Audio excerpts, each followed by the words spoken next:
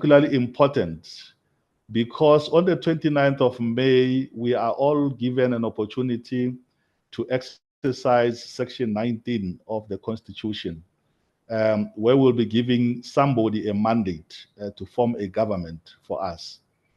And we'll have to continue, if we are public servants, to serve that particular government, and we'll have to do so diligently. So our speakers will touch on all those particular issues. Chairperson, I'm not the speaker. Therefore, allow me not to take too much time, rather to say, as I hand over to you, let me exercise my right in line with Section 6, subsection 1 of the Constitution, and use my language when I say, "Fegolang se borala, mampia relapamelala." This simply means we can begin to engage on the matter. Thank you very much, Program Director. Thank you so much for the warm welcome and just for setting the scene. Colleagues, it is now time for me to introduce our speakers, and they will be speaking generally to the theme, diligently serving the Constitution as a contribution to democracy. Of course, they will be addressing different angles of that particular theme. Now, our first speaker is Dr. Sithembi Lembete, who is a senior lecturer in politics at the University of Pretoria. And just a brief profile on Dr. Mbete. Dr. Sithembi Lembete is a political scientist with over 14 years experience working in academia, civil society, and government. She has a PhD in international relations from the University of Pretoria, where she's tenured as a senior lecturer in the Department of Political Sciences. From 2021 to 2023, she was seconded to Future Elect, a non-profit and non-partisan political training program for emerging public leaders in Africa. And this is where she worked as director of programs. Since January 2024, she has held the position of chairperson of the Eminent Persons Group on Transformation in Sport, an advisory body of the Department of Sports, Arts, and Culture. Ladies and gentlemen, it gives me a great pleasure to now welcome Dr. Mbete, who will be making her presentation. Thank you so much, Dr. Mbete. Thank you very much for that generous welcome, and thank you so much to the National School of Government for inviting me to speak to you all today. Thank you, and hi to everybody who is online. I'm going to share my screen. Let me do so shortly. There we go. Share. There we go. Thank you so much for having me here today. It's a really great pleasure to be here. Greetings to everybody online. I was asked to speak about democracy and kind of different ways of understanding democracy, and particularly as it is relevant to you all as young public servants in South Africa.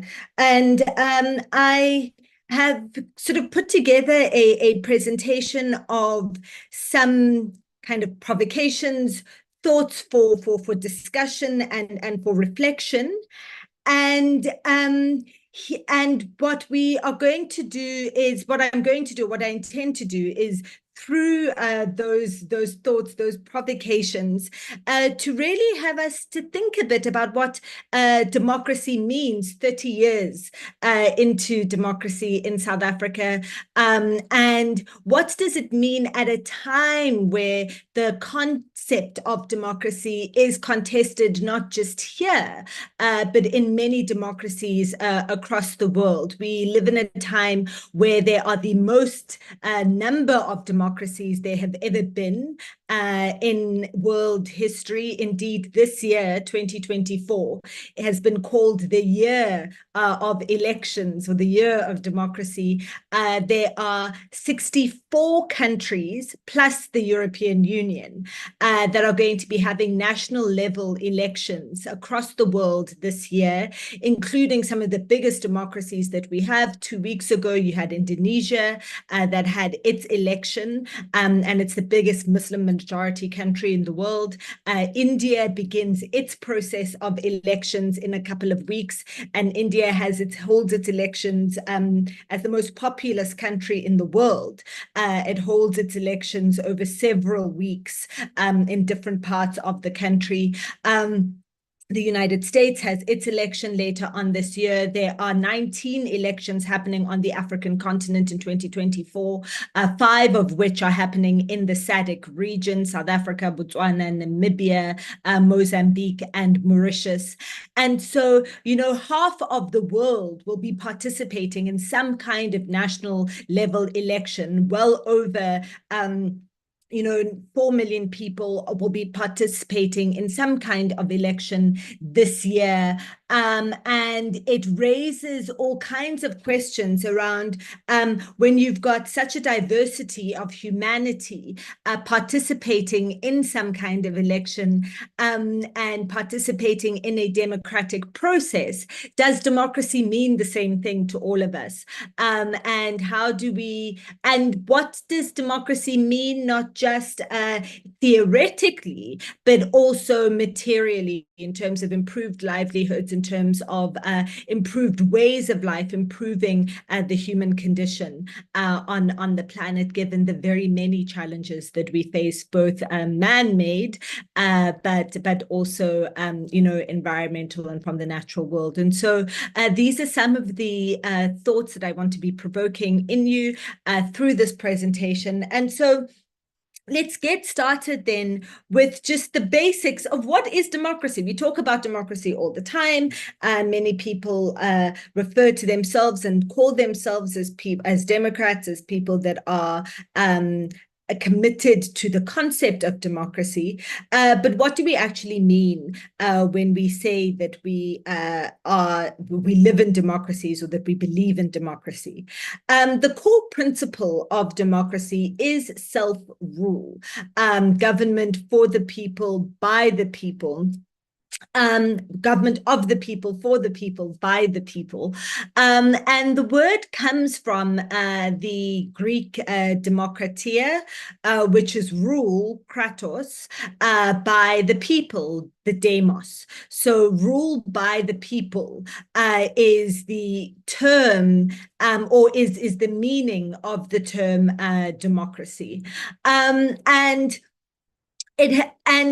Although we draw the meanings or our contemporary understanding of democracy from the Western tradition of the Greek city-states, from ancient Greece to the present, the idea of governance that has been done in the interests of the people, with the involvement of the people, with leaders being held accountable, is forms of governance that have existed in different parts of the world at different times, albeit being called different things. So the idea of a popularly legitimate and credible government that is governed and that is led by leaders who are held accountable by the people that have put them in those positions or that maintain their legitimacy in those positions, that idea is not unique to the West. It's not unique to the Western tradition. It is one that has existed and that we have evidence of in many different parts of the world, including the African continent, over time, over centuries, over millennia. And so the idea that that democracy, or the idea of the idea of a form of governance that is popularly legitimate and that has accountable leadership is not one that is un-African, or that is that belongs, or that is the property of the Western tradition in any way. And I think that's an important point to make at this point, as we then speak about the different kinds of democracy, or the forms of democracy that are most popularly or most commonly spoken about in the literature in contemporary times. So firstly is this idea of direct democracy. And in this form of democracy, citizens themselves debate and reach decisions on matters of common interest. And historically, in sort of your Politics 101, when you learn about ancient Greece, Athens, and the way in which decision-making was made and politics was done there, all citizens, of course, citizens was very strictly defined as male, male and Greek born, and who owned property. So it excluded people on class terms, on gender terms, on citizenship terms, and on age, of course. So it was males of over the age, I think, of 23. It wasn't even 18. Who were citizens who then would participate every day, every other day in the decision-making of how to govern the city, the polis that they were in. And this form of direct democracy is obviously possible when a population is small, when you've restricted citizenship to a subsection of that already small population, and the sort of the logistical administrative barriers to holding that kind of democracy are very minimal. There are very few direct democracies existing in the present. You do have forms of direct democracy that have been adapted into our modern systems of democracy. So a country like Switzerland, for example, which at the national and at the regional level has some of the most direct forms of democracy, in the sense that many of their decisions, policy decisions, very many legal decisions are made through referendum. So through people directly voting on just about anything that is being decided by the state, even having the power to decide whether certain court cases should be pursued, whether certain legal actions should be pursued by the state. And so Switzerland has the most sort of direct form of democracy at a national or provincial level, but we do see various forms of direct democracy across the world at local level, where in much smaller geographies and with much smaller populations, you have a whole lot of direct involvement in decision-making by citizens. Indirect democracy, or representative democracy, is where citizens elect representatives to represent their interests. So you accept as a citizen that you are doing many other things in your day to be able to, to not have the time to make decisions on governance every day. So you elect representatives to do that work for you. And those representatives, their daily bread, their daily work is governing, making laws, making policies, implementing or overseeing the implementation of those laws and policies on behalf of the people that have elected them. And those representatives are then held to account. I've just seen somebody say that they can't hear anything. Is that true? On the Q&A, can everybody else hear me? I can hear you, Doc, from my side. Oh, perfect. Okay, great. And so those citizens that have elected a parliament, or in a presidential system, you elect a chief executive, you elect a president, and then you're able to hold that person accountable, or those people accountable, at the next election. If you're happy with what they have done and how they've represented you, you re-elect them. If you're not happy, you elect somebody else. The most common form of representative democracy, or the kind of the hegemonic form, I suppose I'll use that terminology, of representative democracy that has really become entrenched, certainly since the end of the Cold War, after the fall of the Berlin Wall, so let's say from 1990, and with the spread of democracy in Eastern Europe, and then the sort of second wave of democracy on the African continent, and in Latin America, has been liberal democracy, which is really modeled on the liberal democracies of Europe, particularly, but then also the way that they've manifested in the United States, Canada, Australia, New Zealand. And liberal democracy is a form of representative democracy where the scope of democracy is also limited by the constitutional protection of individual rights. So this idea that those who govern have the right to govern, but their right to are given the ability to govern, but their ability to govern is limited by the respect of the individual rights of all people that live in that polity, and also having things like free and fair regular elections based on universal suffrage, a free media, rule of law, etc. And there's a lot of contestation around the idea of liberal democracy as kind of the dominant form of democracy that has kind of been spread throughout the world. Participatory democracy, which is a subset of direct democracy, is a combination of elements of direct and representative democracy. So it's still the idea that citizens have elected people to represent them. However, it also gives citizens power to decide on policy proposals at particular times within a particular governance cycle or within an electoral term. In many ways, the South African Constitution is written for South Africa to be a participatory democracy, and we'll talk a bit more about that shortly. So I've spoken about representative democracy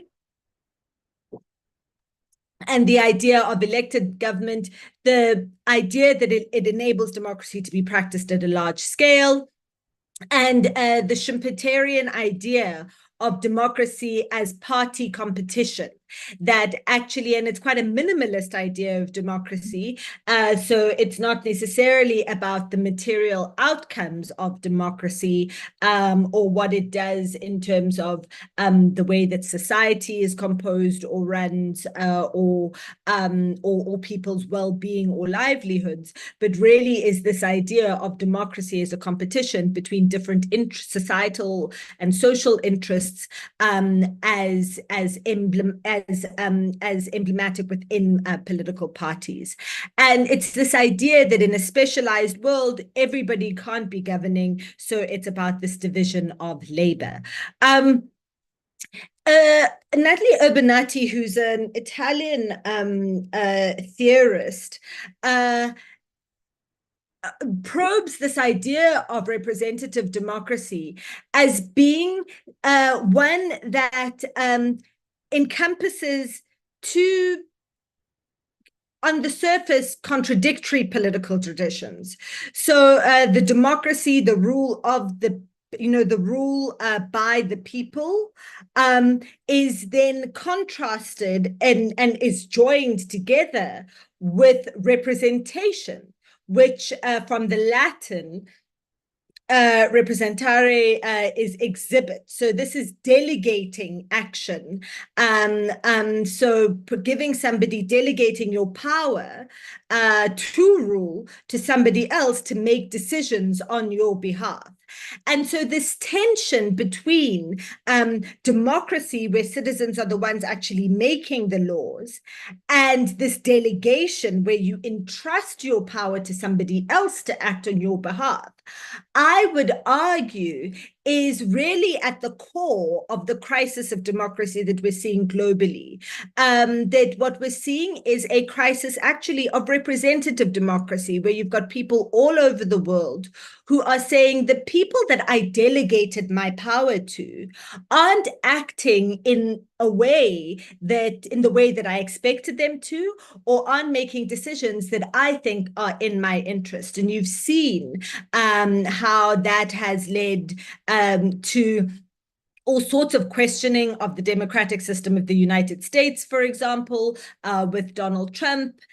Election in 2016, what looks clear, likely to be his re-election in 2024, of a substantial number of people in that country who are saying that actually the people that we have elected, or the representatives that are here, don't actually represent my interests or what I see as my interests. You're seeing the same thing in all over Europe, and where what those people see as their interests is clashing with the values of liberal democracy, of the constitutions sometimes of those countries. And so this tension between feeling like you're empowered to make decisions about yourself, but then also not feeling like you've got control over the people that you've delegated that power to, I think is at the core of so much of the contestation that we're seeing globally at the moment. And certainly a lot of the debate and the questioning as we come up to our own election on the 29th of May is people saying, well, we don't feel that the people that are in parliament that we have elected are representing us effectively. And this questioning, not just of the people that are doing the representing, but of the system of representative democracy in itself. I want to highlight something around this idea of representative democracy that at its core, which may sound kind of counterintuitive, given that we talk often about democracy in opposition to conflict, or in opposition to like violence or war, that in many ways, democratic society is built around conflict. It's not built around harmony. It is a way of managing conflict productively. It's supposed to be, at any rate, a way of managing conflict within a society constructively. Because politics is, politics is about power. And in any situation where there is a contestation of different interests, where there are different people that want to have power, there will be conflict that arises from that. We weren't all born in the same families from the same mothers, and we'll all know that even within our families, even somebody that you share the same parents with, you will be in constant conflict with them, because your ideas about your values, often your ideas about how resources should be used, about what should be done, will come into conflict with each other. And what democracy is supposed to do is to provide a way of managing those conflicts and those debates constructively, in a way that leads to the building and the development of the state, that leads to the greatest welfare for the greatest majority of people. And so this question around how we manage conflict instead of trying to avoid it, because it is unavoidable, but how well is democracy working as a mechanism for us to adjudicate all of these societal conflicts that obviously come from when people are together.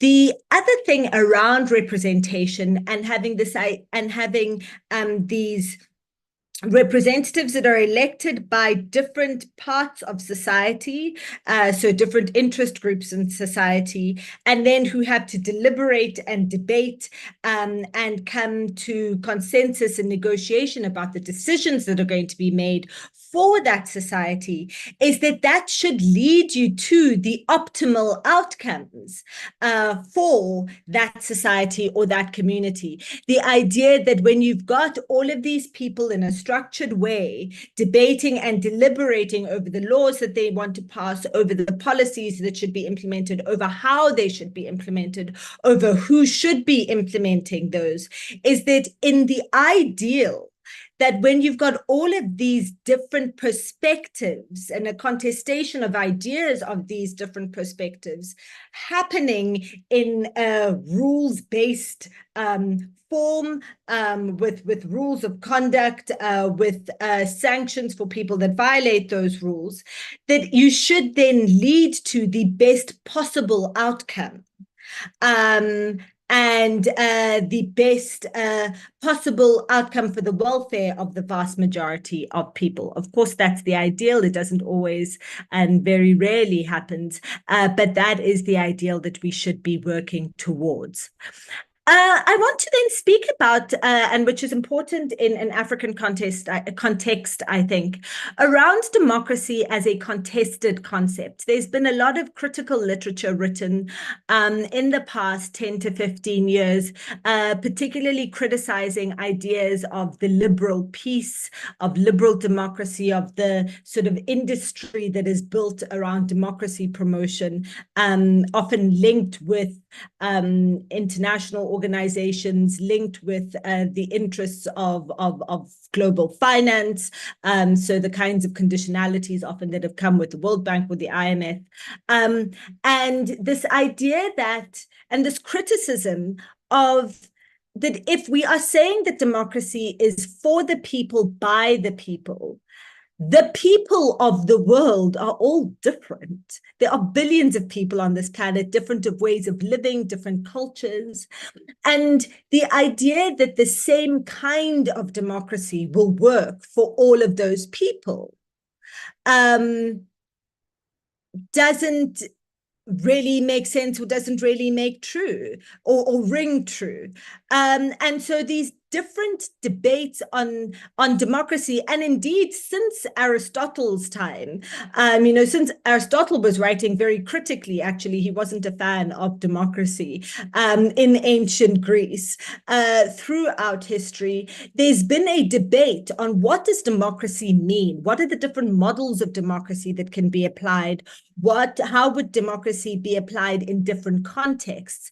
And what we've had, certainly in the late 20th century and in the first 2 decades of the 21st century, has been a flattening of the debate on the different contested meanings of democracy, to have democracy only mean liberal democracy. And where the idea of a liberal Western, a particular US conception, American conception of democracy, as the one that should be applied everywhere. And which is why you then now have an emergence of democracy with sort of prefixes, people going back to saying, well, what do we mean by social democracy? What would participatory democracy mean? What is different between participatory and deliberative democracy? What are radical democratic traditions? What does a cosmopolitan democracy look like? All of these questionings now of, if we accept the basic principle of rule by the people, does rule by the people need to look the same in every context, in every society, in every culture? Claude Ake, the late Nigerian theorist, he wrote an article around in 1993, as there was a big move of democratic transitions all over the continent, where he warned around, and I'll read just this last the quote, just the last few lines of that it will be quite different from that African democracy, if it is allowed to emerge organically, will be quite different from the contemporary version of liberal democracy. Indeed, different enough to elicit suspicion and even hostility from the international community that currently supports African democratization. If, however, African democracy follows the line of least resistance to Western liberalism, it will achieve only the democracy of alienation. And certainly in many countries across the continent, this idea of democracy just as having elections that could be declared free and fair and with no other substance to that, one could argue, has led to this democracy of alienation. And it's an important question for us as South Africans as we commemorate and celebrate the 30 years of our democracy, when we look at the foundations of this democracy and to say, where did it come from and what were the foundations that it was built on, and how do we make this democracy continue to have meaning for the vast majority of South Africans going into the future. And one of the distinctive aspects of South Africa's democracy as it was negotiated from the transitionary period 1990 to 1994, and then through the constitutional negotiations from 1994 to 1996, one of the big things that the negotiators of the Constitution wanted out of this democracy was to make it different, actually, from the American democracy, from democracy as it was practiced in the United Kingdom or in Europe, by making it a far more participatory democracy than what we've seen from straight liberal democracy. And so having a form of democracy where citizens can participate individually and directly in political decision-making, and where citizens can participate through voting in the elections, as we're about to do in 2 months, but also engaging in policy making in between elections. So many of the processes that we have made, that is IDPs, commentary, the public comment and public participation around laws, around bills that are introduced to Parliament or to provincial legislatures, public participation in budgeting processes, which we see most at municipal level. All of these are built into the Constitution in order to have a democracy that is more meaningful than just the minimalist view of democracy that we find in liberal democracy, where individuals and groups within selected communities can exchange views and influence decision-making.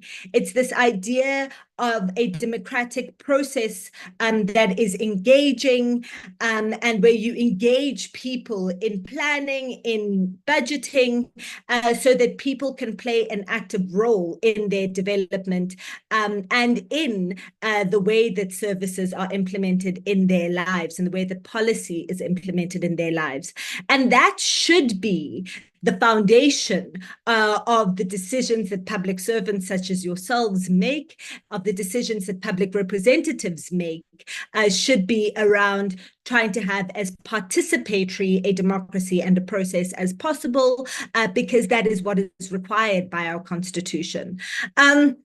Our Constitution, and this has already been spoken to about the preamble of the Constitution, speaks of South Africa as a single sovereign democratic state, non-racial, non-sexist, with universal adult suffrage, regular elections, and a multi-party system of democratic government, with supremacy of the Constitution and the rule of law, with cooperative governance, which I think is also a very important thing, that national, provincial, and local government are there's not meant to be a hierarchy between them as such, rather than them as complementing spheres of government that work together in order to serve the people of South Africa. And then we have a proportional representation electoral system where all elections are meant to result in general in proportional representation.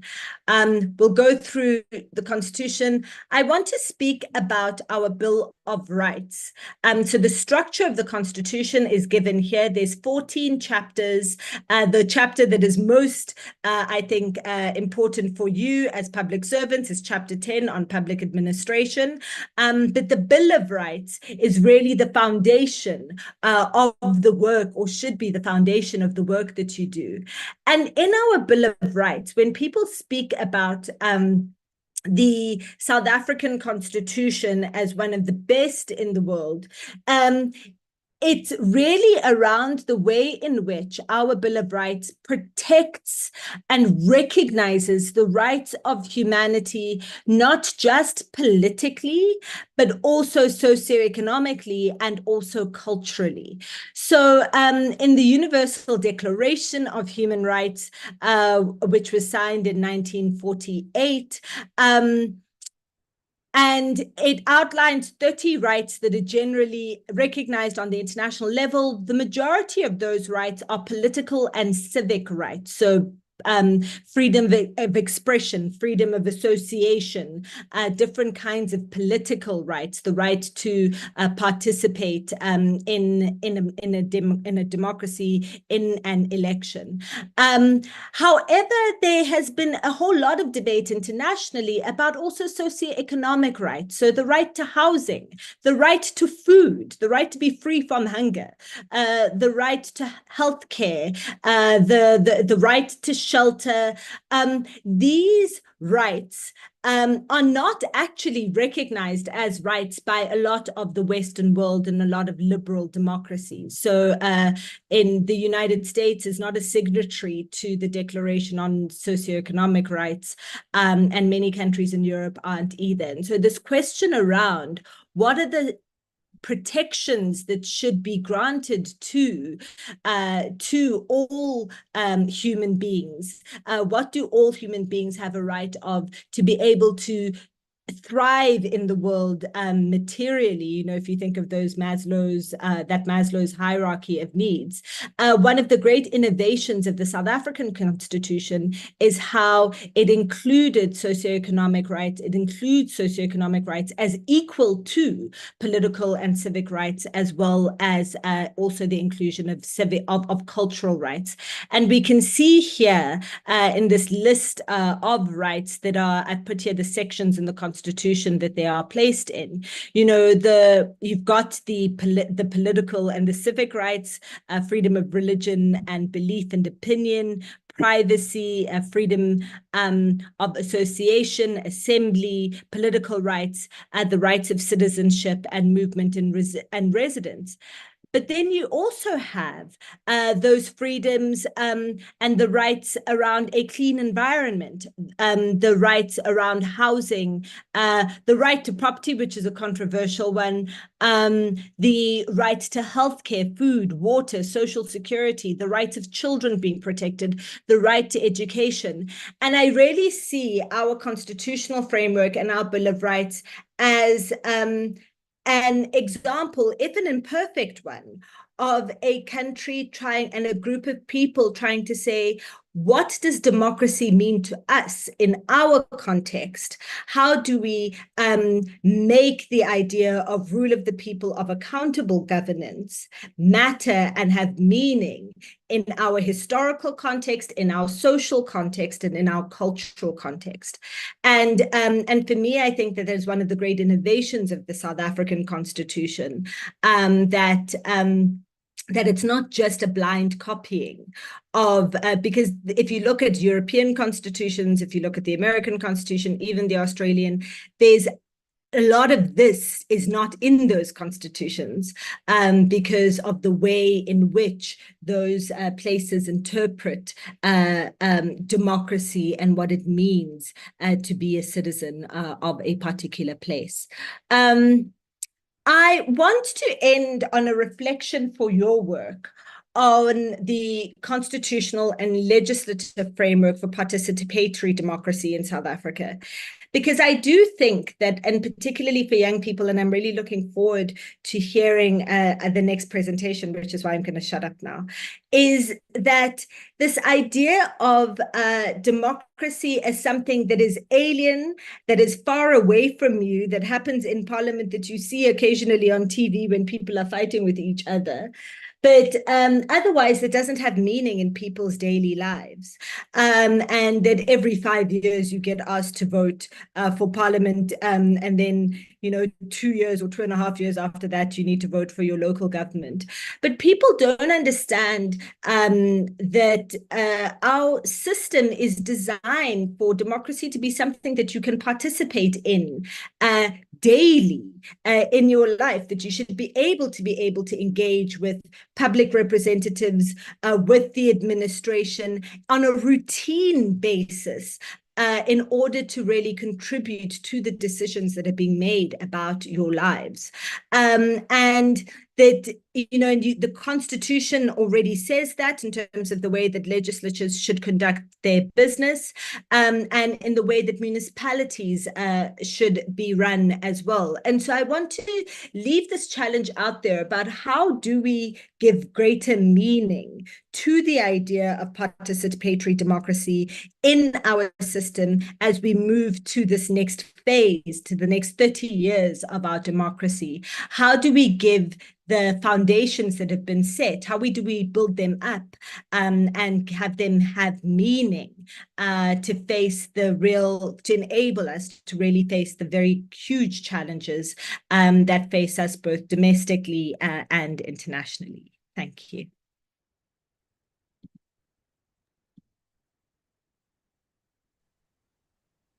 Siyabulela kakhulu, Dr. Mbete, for sharing such invaluable insights on a very important subject of democracy. And I think certainly all of us here are the better for it, especially if we are to participate effectively in our young democracy, that is South Africa, which by comparison is still a very young democracy at 30 years. I was particularly captured by a statement that democracy is positioned in conflict. It's a contested terrain, and that unity around the idea of democracy is not organic. We have the responsibility to nurture and mold the democracy of our aspirations as South Africans. So thank you very much for your contribution. The next speaker, ladies and gentlemen, is Mr. Vusumuzi Gumbi, who is a lecturer at the University of Johannesburg. Mr. Gumbi is a researcher at the Institute for Pan-African Thought and Conversation at the University of Johannesburg. He completed his MA in Politics cum laude. His research dissertation explored the role of symbolism in organized political life and whether such similarities have an impact on voter behavior. He has also obtained a distinction for his BA honors dissertation, which explored the nexus between the electoral system and the accountability deficit in the South African Parliament. He has published research papers on South African politics. He occasionally writes opinion editorials and gives political analysis on various media houses. In 2020, he won season 8 of South Africa's youth leadership debate show, One Day Leader. I think most of us know that, which was hosted by the public broadcaster, the SABC. He also serves as the spokesperson to the Johannesburg Speaker of Council. Mr. Gumbi, the floor is yours. You're welcome. Thank you. And Dr. Chauke, thank you to colleagues for extending the invitation. And thank you to Dr. Mbete for that presentation. My presentation is going to, okay, let me just share my screen.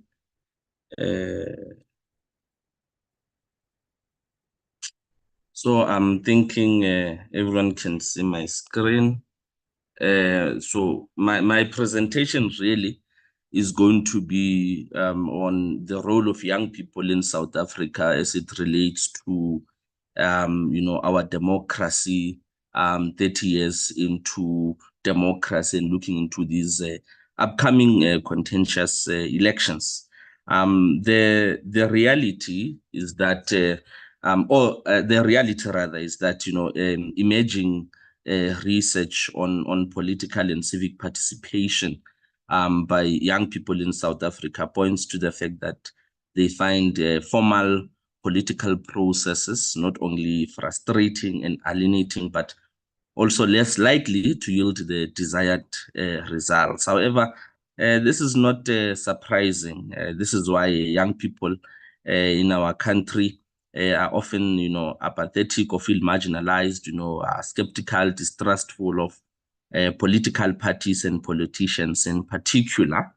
Right. So my presentation is divided into two. One, I'm going to be looking into, the conventional participation of young people, and the unconventional participation of young people in ensuring that they actively participate in South Africa's maturing democracy. So I'll be building from what especially Dr. Mbete said towards the end of a presentation, that democracy is it's more than just casting a ballot once every 5 years. And there are various mechanisms to hold elected officials accountable. And that is what particularly informs, this gap between young people and actively participating in elections and political processes of our country.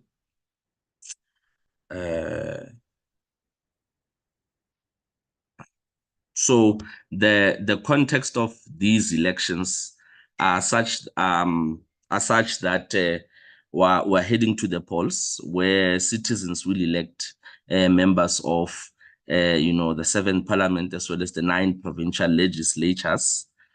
These elections are obviously important, as I said, that they mark 30 years of South African democracy and the dawn of democracy. And particularly so because, there is a possibility of having a coalition either at, the various provinces or even more so at the national level for the first time. And as far as young people are concerned, as per, statistics from Stats SA, young people constitute almost a third of the population of the country. And after the historic national elections of 1994, the country has not been able to arrest the declining voter turnout across all age demographics, but especially amongst young people, which is increasingly concerning. And that is why we're here today to try to gauge the level of young people in South Africa's political processes. So this is particularly important because our place, in fact, so I don't want to exclude myself, our place as young people, given the state of politics and democracy, warrants an examination ahead of these much anticipated elections. This is because elections and political processes, governance institutions ought to be a reflection of young people as our democracy matures. So youth participation in not only these elections, but youth participation in democratic processes is crucial to the health of this country's democracy and directly contributes towards serving the constitution as a vehicle towards change and transformation in this country. Therefore, youth participation is quite important, and that is why it is of utmost importance to make sure that we understand the context, one, of youth decline, and two, the unconventional participation of young people in democracy. So the challenging part is that South Africa obviously continues to be characterized by, the first and second world realities. On one hand, we are the most industrialized country on the continent. On the other, unemployment, poverty, inequality has led to a despondent citizenship, right? So this has undermined trust and support for South Africa's constitutional democracy and its political institutions as far as young people are concerned, right? So so what we get from that is that the majority of the South African young population is disconnected from these processes because they believe that their voices are not heard and that their voices will not make any difference. So the lack of trust in the political system, as many young people view it, is as a result of, amongst others, the inequality, the poverty, unemployment, democracy failing as a concept to lead to fruitful outcomes as promised, by the founding fathers. So it is that question, again, going back to what Dr. Mbete said towards the end of the presentation, to say, is democracy measured by casting one ballot and a tick box exercise related to international standards for free and fair elections? Or should we now get to a point where we say we measure free and fair elections, we measure casting a ballot with improved material conditions of the downtrodden on the ground? So that is, what we see as the context of young people. So when we look at the conventional participation, so conventional participation relates to voting, registering to vote, casting a ballot, trust in state institutions, whether it's parliament, whether it's the courts, whether it's the Chapter 9 institutions that are aimed at ensuring that South Africa's democracy continues to be strengthened. From this graph by the Mail and Guardian, we clearly see that trust, whether it's on institutions, is quite low, and voter registration is in a decline. So that's what we get from young people. For example, if you look at the national elections, in particular between the ages of 20 and 29, right? So 2009 national election, you only had about 56% of the electorate that were between the ages of 20 and 29. And then about 5 years later, in 2014, that percentage shedded by 9% and went on to 47%. There was a slight increase again 5 years later, which is like 5 years ago, 2019, with a 4% increase at 51%. And then when you look again at the local government elections, and traditionally we know that by nature of South African politics, the electorate, generally, not only young people, there's that level of importance that is placed on the national elections, so the general and provincial elections, as opposed to local government elections. And again, that speaks to the disconnect between democratic institutions and young people, because ordinarily people ought to be interested more in local government elections, because those are the closest form of government and service delivery to the people. But what research shows is that generally South Africans, not only young people, but generally South Africans tend, to be despondent towards the local government election. But as far as young people are concerned, when you look at, voter turnout again, between the ages of 18 and 19, and these are people who are probably, in matric or getting into higher institutions of higher learning, or getting into the labor market, so to speak. This paints, a grim picture when you look at 19% in 2011. Between ages of 18 and 19 of those of the voting age population, the VAPs, who were registered to vote. And you look at 2016, it was at 27%. And in 2021, it was at 9%, right? That may have also been affected by COVID-19 pandemic. But in the bigger scheme of things, in the larger scheme of things, what we see is that young people are not particularly interested in voting, or not that they're not interested in voting. They don't believe, simply because, again, South Africa is a country of great contradictions. Like I said at the beginning, on one hand, we are, the most industrialized country on the continent, really the breadbasket of the continent. And on the other hand, the material conditions of the downtrodden have not vastly improved. There has been progress, granted, I believe that the democratic dispensation has done well in some aspects, but there are other aspects where people feel that things could have been better. So as a result, as a way of showing frustration, or as a way of boycotting the democratic dispensation, young people then ought not to vote. So that's where you see the voter registration being in decline and the voter turnout being in decline. And then when we look again at trust in democratic institutions, is quite low as well.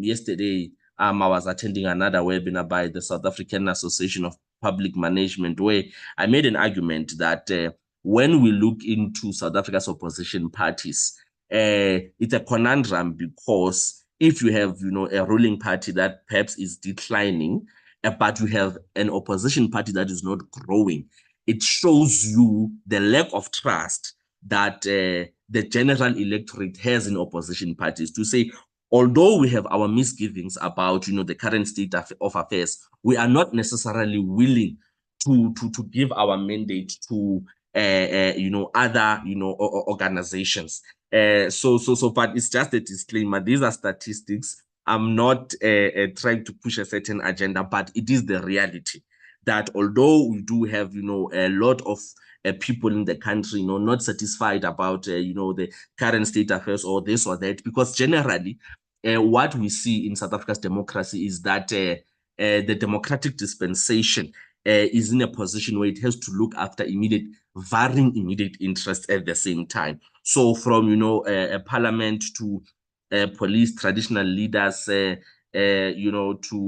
religious leaders, the courts and the army. So the lack of trust by young people also goes back to democracy not adequately addressing, the needs of young people in particular. This graphic here by News24, I think it was late last year, paints a grim picture. I think it might have improved slightly, considering that there were quite a number of people who were registered to vote on the final voter registration weekend a couple of weeks ago. But what we see is that young people generally in South Africa are not confident, right? And I often make an example of the United States, where if there's one country, as far as elections are concerned, can teach us about the power of the ballot, is the United States. I often make a comparison with, Barack Obama's election and Donald Trump's election, right? Where Barack Obama was elected on, against the backdrop of, a Bush that had, weakened the United States international relations or foreign policy. So that led to Barack Obama overwhelmingly at the time beating the record of most votes for a presidential candidate. And when the elections or the politics of the United States were now polarized, with Donald Trump campaigning against Hillary Clinton, you saw a challenge between conservatives and liberals. And Donald Trump overwhelmingly again beat Obama's record, and again Biden beat Trump's record. So what we see from United States electoral politics is that whether people are content or discontent, one thing is for sure, is that they will go out and vote. And I think that's what is in some instances a measure of a maturing democracy, to say when we are discontent, let's go out and vote. And when equally we are content about what a particular candidate or a particular political party is doing, we need to go. So I think then it is very important to start gauging the level of youth participation as far as conventional participation is concerned, because if this continues, it is going to create a challenge as far as legitimizing South Africa's democracy, because one, young people in the country make over 34-35% of the population. So for political systems to be representative, all parts of society must be included. Young people, who are disenfranchised and disengaged from a political process, are a significant portion of their population. And this means that they have little or no influence in decision-making that affect them in particular. So a key consequence in this regard is that this leads to undermining, political systems' representativeness, because they are not representatives of the broad demographics of the population. So it is very important to make that difference in the longer term. It is essential that young people are engaged in formal political processes and have a say in formulating today and tomorrow's politics. Inclusive political participation, I believe, is not only a fundamental political and democratic right, but it is also crucial to building a stable and peaceful societies and developing policies that respond to specific needs of younger generations. And this is particularly important because I think it is important when in assessing South Africa as a strong democracy, strong democratic institutions, we ask ourselves whether or not South Africa is I think, experts on international relations know that when you assess a country, and experts in studying societies, they say that there's a negative piece and there's a positive piece, right? A positive piece is that a nation is peaceful simply because, the broad demographics of the population are taken care of. It's peaceful because it has strong democratic institutions. It is peaceful because it is growing. The economy is growing, and that translates to improved material conditions of young people in particular. And the negative piece, which is what I characterize South Africa as, it is a negative piece, South Africa, because South Africa, yes, we do have strong democratic institutions, but and generally, we have a strong democracy, strong opposition parties and all of that. But South Africa is a negative piece in such a way that we are not a peaceful country because, for one, maybe the nation has transformed, maybe, maybe the strategic sectors of the economy represent the broad demographics of the population. We are a peaceful country simply because there's not been, we have not reached a boiling point, if I can put it that way. So South Africa is not a peaceful country, is a peaceful country in the negative, right? To say, if ever something were to come and trigger people, the country might burn, right? So now in assessing, so in my view, this then becomes a ticking time bomb, right? Let's go back to 3 years ago, the unrest and the riots, where there was a political, situation, and then people used that, to loot and to cause disruption and all of that. So what we then learn from there is that if ever, South Africa's democracy does not get to a point where, especially involves young people, and is representative of young people and their needs and their plight, it will continue to become a ticking time bomb where if ever something again happens, people will easily be ready to go to the street. So what we can, learn from this lack of participation, as I've been saying, is that, the perceptions of, of obviously political corruption, lack of representation, economic inequality, obviously, we're the most unequal society in the world, a divide that reflects the country's legacy of exclusion, where the majority still can't access, obviously, proper healthcare infrastructure, opportunities, and all of that. The issues around spatial injustice, which I believe are at the heart of South Africa's democratic transition and transformation, right? And a lack of transparency. So these are things contributors, right, to the lack of conventional political participation by young people. However, then I think we then have to go back to a point where perhaps, start, looking into the role of the IEC in terms of, voter education, to say voting. I think there's a misconception, again, when it comes to formal political processes, that voting is taken as a sign of affirmation, right? That's why I go back to the United States to say, Americans, just as they're heading to the polls this year, one thing is guaranteed. It doesn't matter who will be, contesting those elections, but they are definitely going to go out in their numbers to vote. People who want, President Biden are going to affirm their trust in him, and people who want Trump, as he's increasingly becoming the favorite to become the face of the Republicans, and that is what we can learn to say.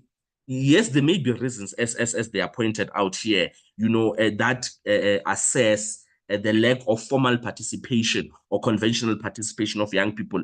But this then speaks to the lack of maybe civic education or civic engagement, and not only by the IEC, also by institutions of higher learning, by all organs of the state, in saying voting is not only an affirmation of the current status quo, but also voting is a way of, or my vote is my voice, right? So I think that is what we can rather learn from this. As any young person, I thought I should just drop in a memo too there on what we can learn from Ukhozi FM and the debacle around the Song of the Year, and how this teaches us what we can learn from from the importance of voting, right? I wrote an opinion piece earlier this year where, on the first, there were just people were complaining to say, Ukhozi FM, what is this? A song by a Maskandi song rather did not deserve to win the Song of the Year. So my argument was that what we can learn rather from Ukhozi FM is that your vote is your choice. Ukhozi FM listeners did not rely on social media activism. And I'm saying this to try to point home the idea that the importance of conventional participation in South Africa's maturing democracy. So I'm not sure, maybe, people who are attending might have seen that, to say, obviously, as per tradition, South Africa is the Song of the Year that, separates one year from the other. So Umjolo Lowo by Khuzeni featuring Luve won overwhelmingly. When you look at Ukhozi FM's numbers, they amassed almost 1 million votes. And that caused a social media storm where people argued that Iplani Leyo by Dlala Thukzin, Mnike were much popular songs throughout the year than Umjolo Lowo. So my argument was that while Mnike dominated the airwaves for most parts of the year, Iplan by Dlala Thukzin had momentum towards the end of the year. However, it was Umjolo Lowo by Khuzeni that amassed almost 1 million votes. And my argument is that what the electorate or young people in particular can learn is that if you don't register to vote and if you don't cast a ballot, South Africans will choose a government on your behalf, right? So people said, we do not recognize this thing of Ukhozi FM Song of the Year because from social gatherings and all of that, the two songs that were trending throughout the year was Iplan by Mnike. And my argument is that, well, people who loved Iplan and people who loved Mnike did not actually go and vote as per Ukhozi FM's regulation to say we go out and SMS.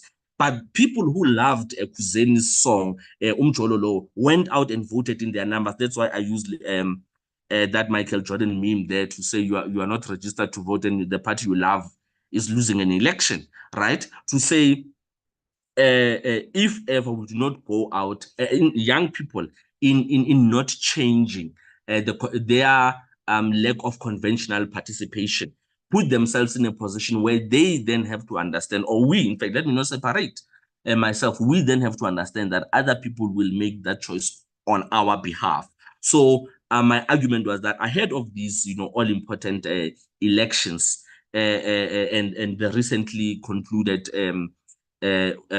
voter registration, and obviously a voter's roll being closed after the president had promulgated the election date, is that if people do not vote, others make that choice on their behalf underscores the importance, of civic participation in a democratic society.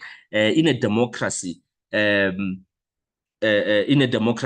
voting is a fundamental right, and it is a responsibility that allows citizens to have a say in the selection of their leaders and the direction of their government. When individuals choose not to participate in the electoral processes by abstaining from voting, they essentially relinquish their influence over decision making. In such cases, decisions are made by those who do vote, potentially leading to outcomes that may not truly represent the diverse perspectives within the population, as you might have seen with Ukhozi FM song of the year. So I believe that participation is in elections is a way for individuals to express their support, support certain policies, and contribute to shaping, the direction that the country is taking. So again, the challenging part is that South Africa has 14 million people of the voting age that are not registered to vote for these upcoming elections. Although the voters' roll increased slightly, but we still have about 14 million people who are eligible to vote on 29 May who are not registered to vote. So registering to vote again is only part one, as per that a graphic from the Mail and Guardian, is only part one half of the job. But waking up again on election day and casting that ballot is equally important, because if people are not registered to vote and people do not wake up on May 29 to go and cast their ballot, may have a political cuisine featuring Luve and end up with a government that does not represent the will of the people. So that is the argument around what we can learn, but I'm not anti Maskandi.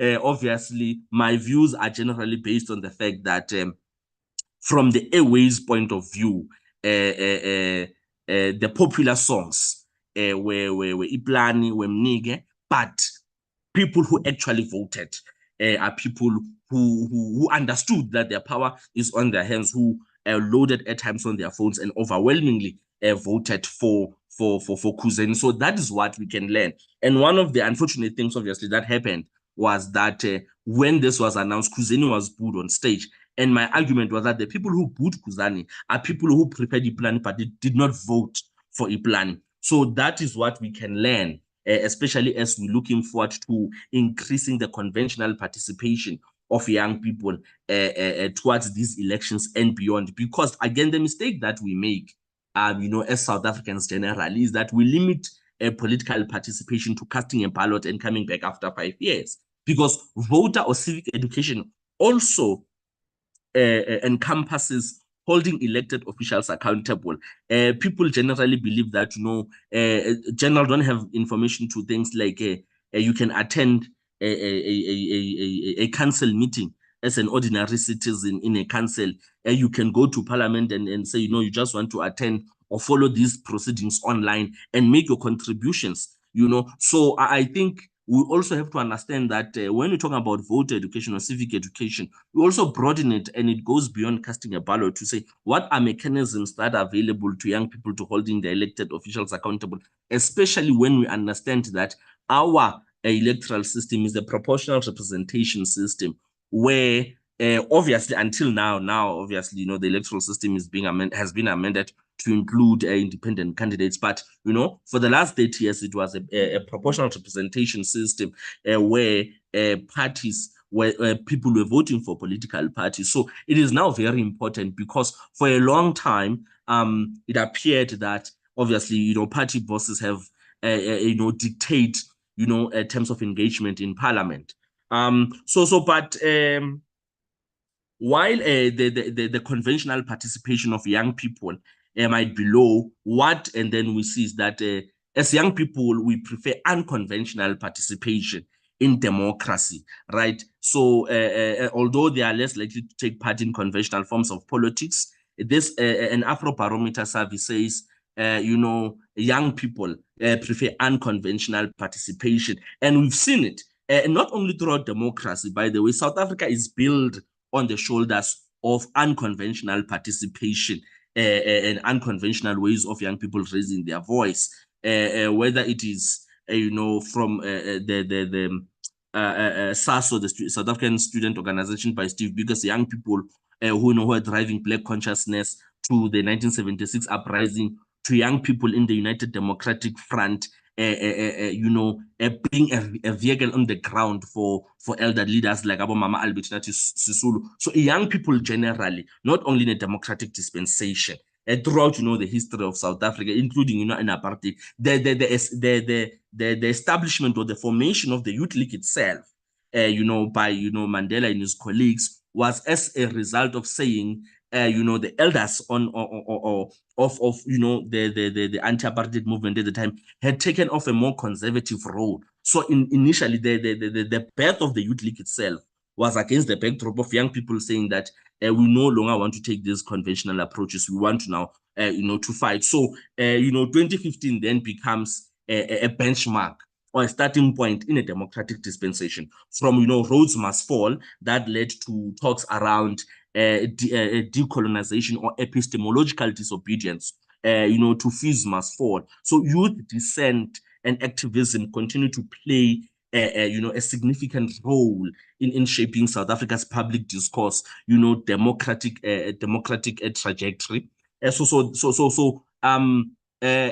What we see is that on one hand, although conventional participation is quite low, unconventional participation is what young people, and this unconventional participation speaks to the fact that generally young people have a lack of trust in political processes or political institutions, and therefore they take unconventional approaches in order to make their voices heard, and which has, in many instances, yielded the desired results. So young people's preferences for these unconventional methods of political participation reflects their desire for more inclusive, participatory, and impactful forms of democracy. So by exploring alternative avenues for political involvement, they are reshaping the landscape for civic engagement and contributing to the evolution of democracy in innovative ways. So young people,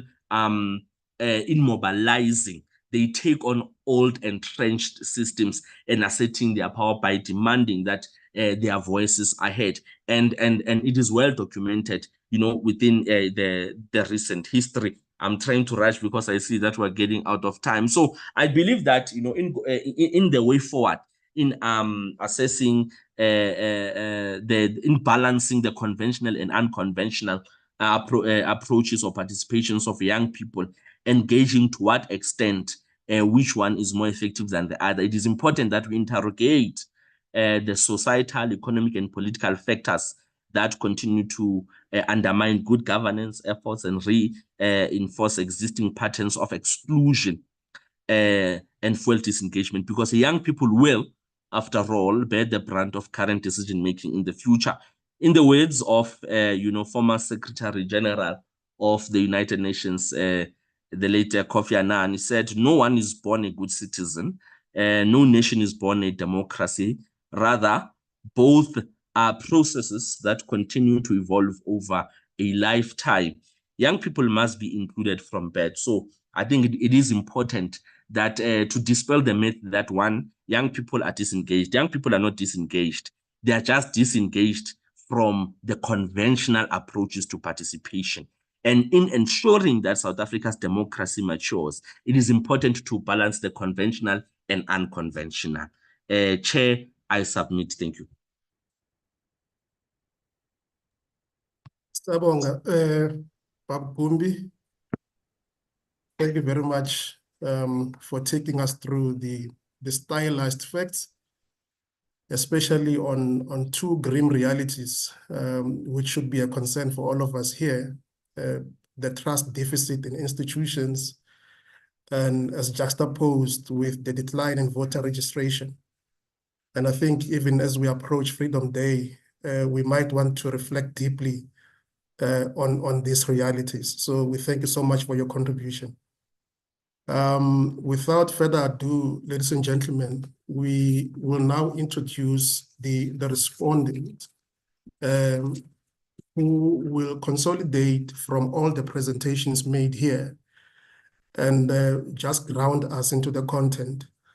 That will be done by Dr. Daniel Nkosinathi Mlambo.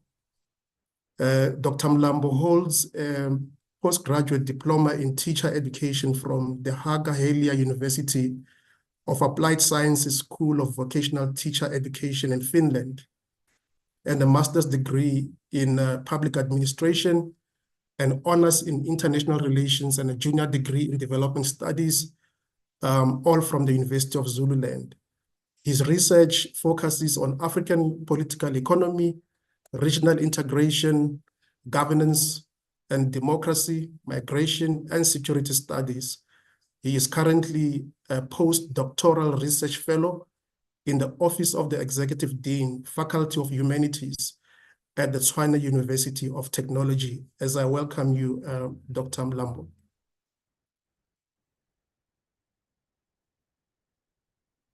Thank you, Chair. Am I audible from your side? Yes, you are. No, thanks, Chair. First of all, I'd like to send my gratitude to the National School of Government, other colleagues who are here, and the speakers, Mr. Kumbi and Dr. Mbete. I might know them, but we've never met physically because I know people who have mentored me over the years who work with them. I'll include Professor Christopher Isika from UP and Dr. Akinola from UJ. No, thank you very much, Chair, and to colleagues. And once again, thank you for inviting me into this very important session, taking into consideration that we are holding elections 30 years into democracy in South Africa. This is a very imperative topic. As I said, that we are heading to the polls in 2 months or so. The importance, I like the fact that Dr. Mbete and Mr. Kumbi talks about the importance of the constitution and democracy, especially to young people in this day and age. So the constitution contains the most important of any state's political system. And this is particularly true post the 1960s, when the Organization of African Unity, the current African Unity, came into being, with the notion of promoting good governance to African states, and especially and importantly when most African states were freed from the political doldrums of colonialism, and especially apartheid in South Africa. So basically the Constitution provides the legal foundation of the existence of the Republic. It also aims to set out the rights and duties of its citizens and defines the structure of the government, especially through stimulating the elements of good governance in any particular state. Again, democracy is very important in the fact that as citizens, we expect government to render services such as protection, health services, education, housing, and so forth. While at the same time, citizens have the obligations to obey the rules and the law of a democratic state, and of paying taxes to the states on a regular basis.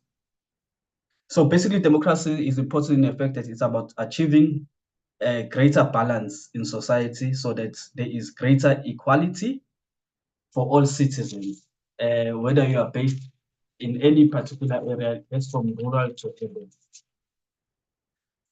So, Chair, starting with the presentation from Dr. Mbete, she clearly outlines the different types or forms of democracy, which included direct democracy, indirect, liberal, and participatory democracy, which since African states gained their democracy or they were freed from colonialism, these forms of democracy have been very important in driving states' internal reforms since the 1960s and particularly since the 1990s.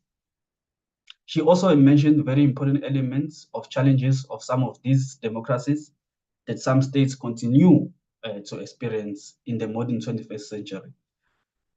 Basically, from a South African perspective, we are a participatory democracy, in a sense that citizens have a right to engage government in the many platforms that government makes available.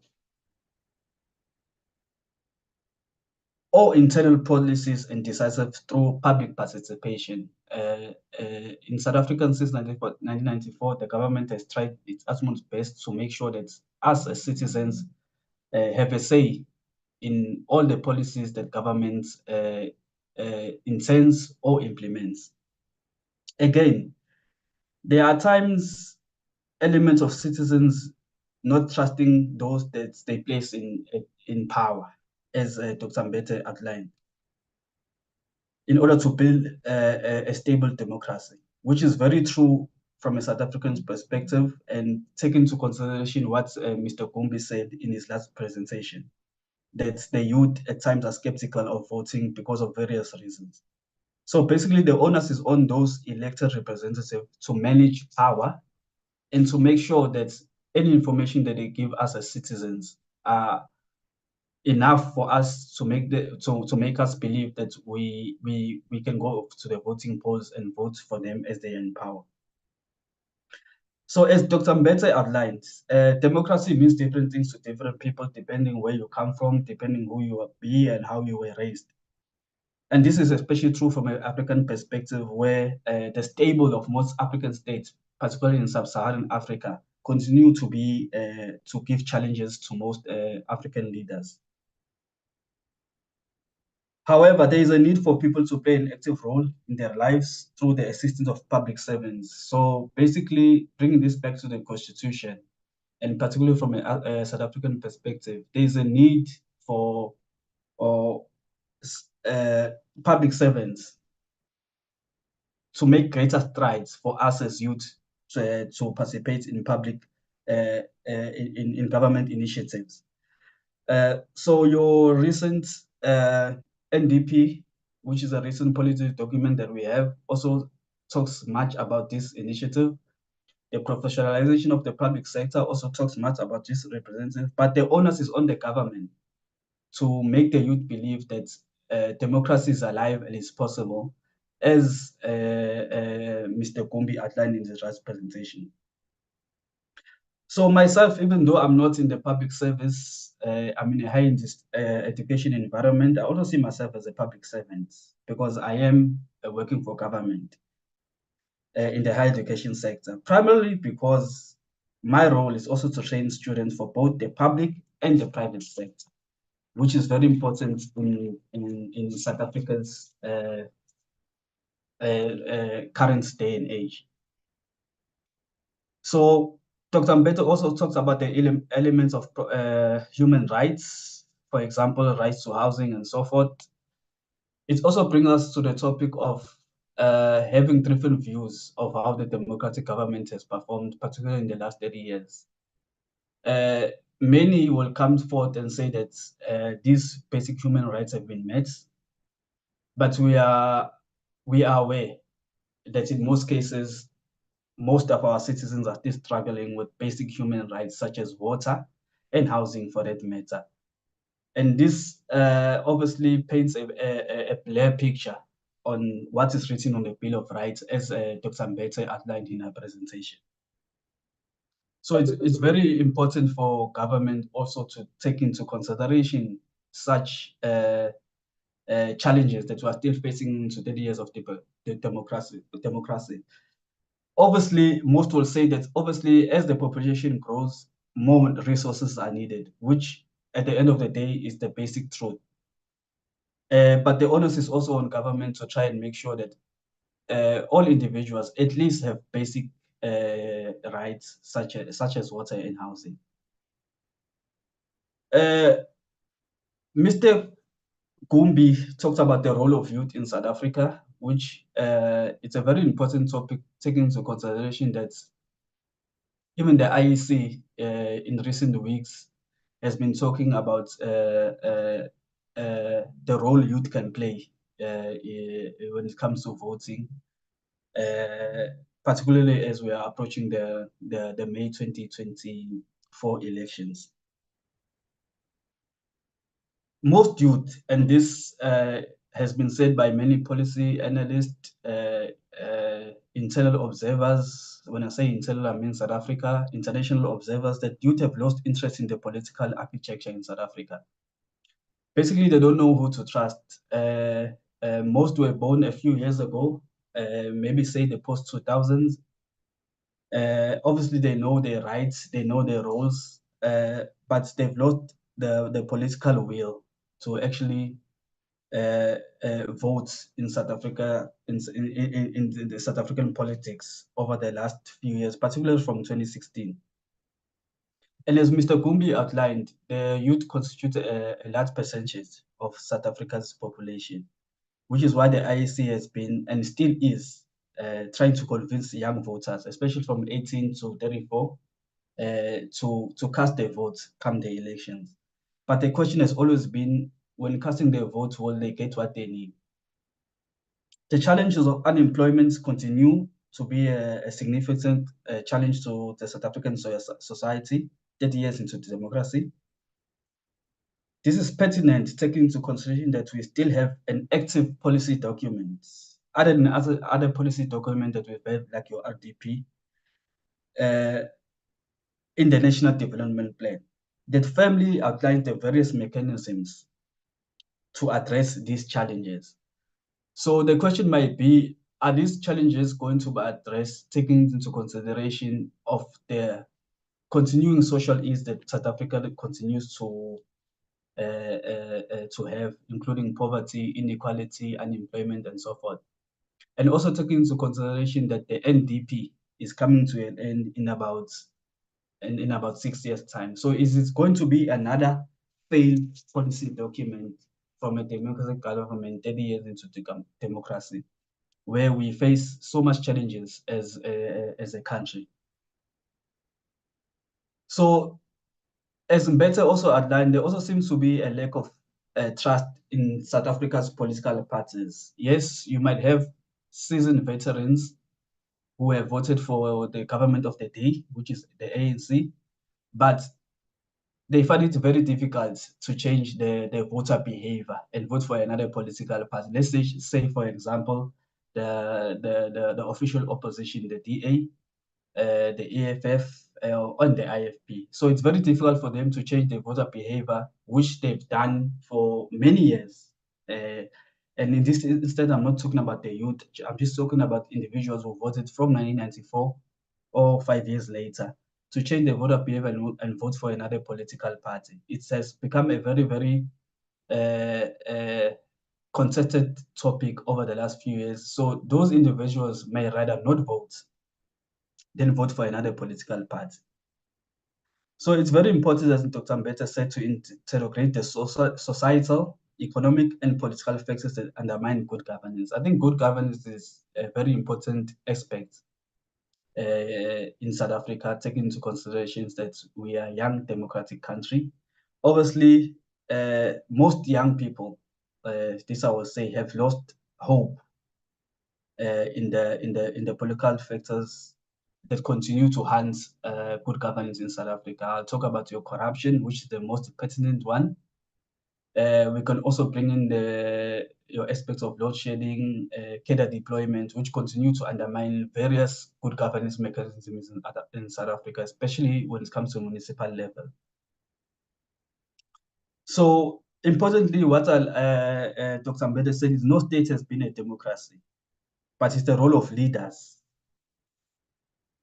to entrust the confidence in citizens, especially the youth, that a state can be a good governing state. In closing, voting is very, very important in any state, in any university where an SRC needs to be voted into power, especially when you are given the opportunity to do so. So if you are given an opportunity to vote, exercise your vote. This does not say that by you voting, all your social ills that you are currently experiencing will be attended to, whether it's in the short run or in the long run. But you vote because it's your democratic right to do so, and which we should exercise. I like the summary by Mr. Gumbi regarding the Song of the Year, as it speaks to what exactly I've just said. The only difference is that when it comes to voting, it's free and we are giving a public holiday. But when it comes to the Song of the Year, obviously we have to buy airtime to vote. But what I liked about Dr. Gumbi's presentation was that people were given the chance to vote. They did not exercise their votes. So most of those that are complaining about what happened regarding that Song of the Year are mostly those that did not vote. So as a democratic state, what I'm trying to say is that it's important for us as youth to exercise our rights and go and vote. But by saying that, I do not mean that voting will ultimately fix our social ills that we are currently facing. But we are voting because it's our democratic right, and we are voting for, if I should say, a political party that presented a better idea than other political parties. With that said, Chair, I would like to end my my presentation here, even though I was not projecting. And I will open the room, or through you, Chair, for questions and answers. Thank you, Chairperson. Thank you very much, Dr. Mlambo. I think you have aptly laid the groundwork for the next item, which is engagements. But looking at the chat platform, we don't have much in terms of questions and comments, particularly those relating to the presentations. So we'd like to invite all of you in the audience just to post your questions, your comments, and inputs on the chat platform so that the panelists may engage you. I do, however, have a request from Mr. Madlingozi, Tsepo Madlingozi, a request to Mr. Gumbi that if you could expand on the statement that you made, that young people are disenfranchised. Mr. Gumbi?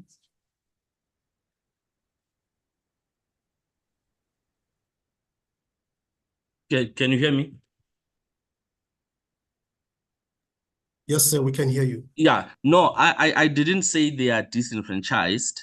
I said that the more young people are not included, or the more they are not participating in conventional processes of democracy, like voting, registering to vote, and all of that, it ends up delegitimizing the democratic agenda, right? So it ends up creating an environment where people question the legitimacy of democracy if a significant part of the population, like I said, according to Stats SA, the young people in South Africa constitute just over 35% of the population. So then if that significant part of the population is the majority of them are not engaged in informal political processes, it then questions the legitimacy of the democratic agenda, the democratic processes, or questions on whether or not they are disenfranchised in building a democratic state or in the changing dynamics of South African politics.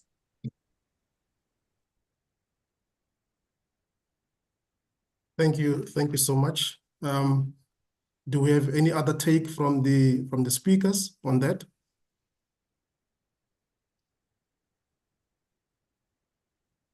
Right. And in the absence of questions, I think I will just take the opportunity to pose my own question, particularly to Dr. Mbete. Some may argue that since the advent of democracy in 1994, the euphoria that we all felt has somewhat subsided over the years. and that there's very little energy in society broadly around issues of democracy and constitutionalism. In your view, what is it that can be done to re-energize society around important subject matters such as democracy? Thank you so much. I think that South Africans are actually quite energized around democracy in the sense that, if you look at the number of protests we have, and I see protest as a form of democratic participation. So people aren't uninterested in how the state works, in governance, in trying to hold leaders accountable. What they are suspicious of and don't utilize sufficiently is the formal processes of democracy. So we've got a great deal of informal participation in this country. We've got a great deal of popular interest in our politics. You open the radio on any given day, at any given hour, even on popular like music radio stations, people will be in some form or shape speaking around the politics of the day, around parties, around politicians, around governance. So I don't think that there's but what there is a problem with is people's feeling that the formal institutions of democracy are accessible, are credible, are responsive to the needs that they have. And I think there is a distrust, particularly amongst young people, as my colleague spoke about, of those formal institutions of democracy. And I think that is where the challenge is, and where we need to start thinking about why are these formal institutions so alien to so many of us, and what can we do? Firstly, to have people know more and understand more about what they can actually do within those institutions, and then also to make them accessible in a genuine way for engagement. So whether that is around, public participation processes around legislation, public participation around municipal planning, municipal budgeting, or even, it took me, I think it was until I got to my master's degree, having studied in Cape Town, done a politics degree. And it was only when I was a master's student and interning with civil society organizations that I knew that I could just attend any committee meeting in Parliament. That was information as a relatively well-educated person that I did not have until I was well into a postgraduate degree. That is information that should be accessible to people, that you can go to any committee of a council, of your provincial legislature, of your of the National Assembly, and go observe the decisions that are being made on your behalf. And so I think that it's about bringing life into seeing, and I think we see these institutions and we see the Constitution as these as sculptures, almost as these like fixed, unchanging, cold things that live far from us, that we don't engage with and use. Whereas I think that we should be thinking about our institutions, and I'm driving this metaphor very far, but I think we should be thinking about our institutions as practical things, as a pair of shoes, as a pair of scissors, as things that are, as tools that we use daily in our lives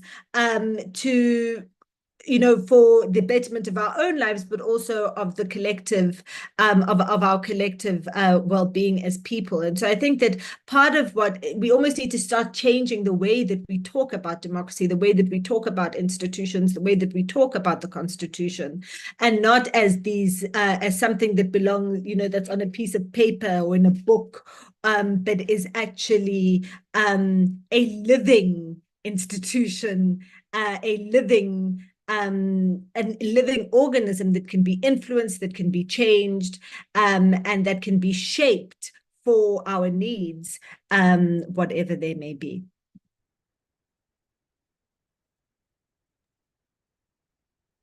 Thank you so much, Dr. Mbete. Can I just say, I really loved yes. the analogy of the Song of the Year, because that's the thing, right? Is that democracy? It's a contact sport. It's a participation sport. If you're on the field, then you're involved. If you choose not to be on the field, or you choose to sit on the sidelines, then it's not going to serve your interests. And so I think that it was a really great and really effective way to show that. Thank you.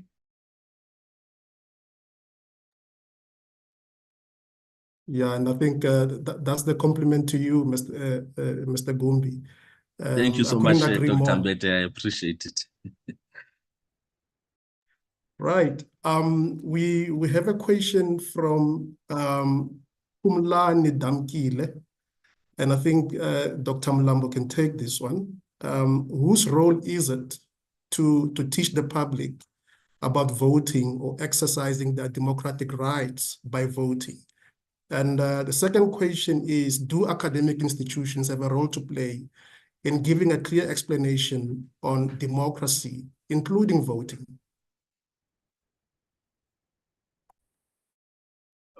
Thanks, Chair. Look, it all lies within us. It's our votes. It's our energy that we should use to know which democratic institutions are available in South Africa and how we should approach them. So no one should really treat you about voting. Obviously, you learn from such instances when you're in high school, university. As Dr. Mbete said, she learned about this thing when she was doing her master's degree. So it just goes to show you that when you are doing a master's degree, I don't know how old you were, Dr. Mbete, at that time, but it shows you that in most cases you are over 21, but still you do not know some of these processes. Easy processes is good. You can just go to a council meeting and sit there and listen to people talking and make your own assessment of what they are talking about. So it's not really someone's thinking of how they should teach you of how to vote or who to vote for or which democratic institution to use. But obviously these things should start from where I'm sitting and from what I've listened to Dr. Mbete say. It's something that you start at the secondary level of high school, then introduced on a yearly basis at tertiary institutions. So basically when you are in tertiary institution, you are allowed to vote.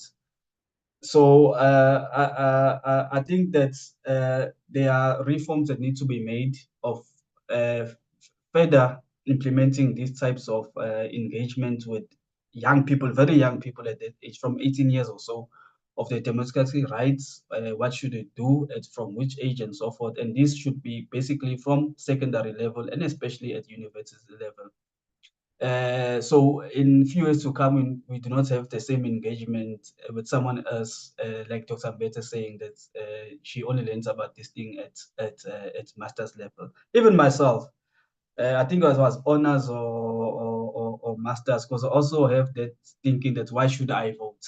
I was at university for more than 10 years, but I only voted for SSA election once. So it just paints a picture of how ill-informed some of us are when it comes to our democratic rights and our rights to vote and the importance of voting. So it's only when I finished the PhD then where I was working for a university now teaching these modules that I realized that voting is very, very important. So yeah, for me, it's just to engage, implement these things from secondary level and importantly from undergrad level at university. Chair, the second question, I didn't hear you properly. The role of academics in?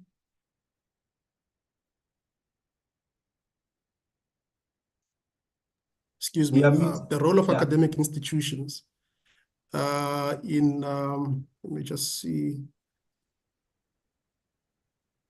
in explaining, I think, explaining democracy. I'm just trying to locate the question again. Or stimulating voter behavior. Yes, yeah. The role of academia in giving a clear explanation on democracy, including voting. No, thanks, Chair. No, I think it's very important that we do that in academics, as I said, in the early process as possible, particularly in your first, second, and in your undergraduate degrees. Obviously, we teach these modules, IDP, local participation, and so forth and so forth. So we should really stamp the nail while we integrate students at those levels, level 1 to level 3, on the importance of these things. Voter behavior, the importance of voting. Yes, it's hard to implement them, but the most important thing as civil servants, as I said in my presentation, I'm a civil servant myself, is just to outline the importance of voting, the importance of being there, the importance of attending meetings, as Dr. Mbete and Mr. Gumbi has said. We are not telling them who to vote for and why to go there, but the most important thing is avail yourself, listen, make your own recommendations. It's part of democracy and public participation. Thanks, Chair. Thank you so much, Dr. Mlambo. There was an earlier question by Anonymous. Anonymous would like to know, and I think Mr. Gumbi, you can take this one.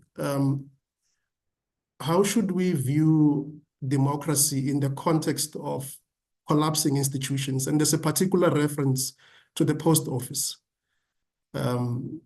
So I think the Anonymous would like to know, how should we view or perceive democracy when we see the collapse in some of the state institutions around us?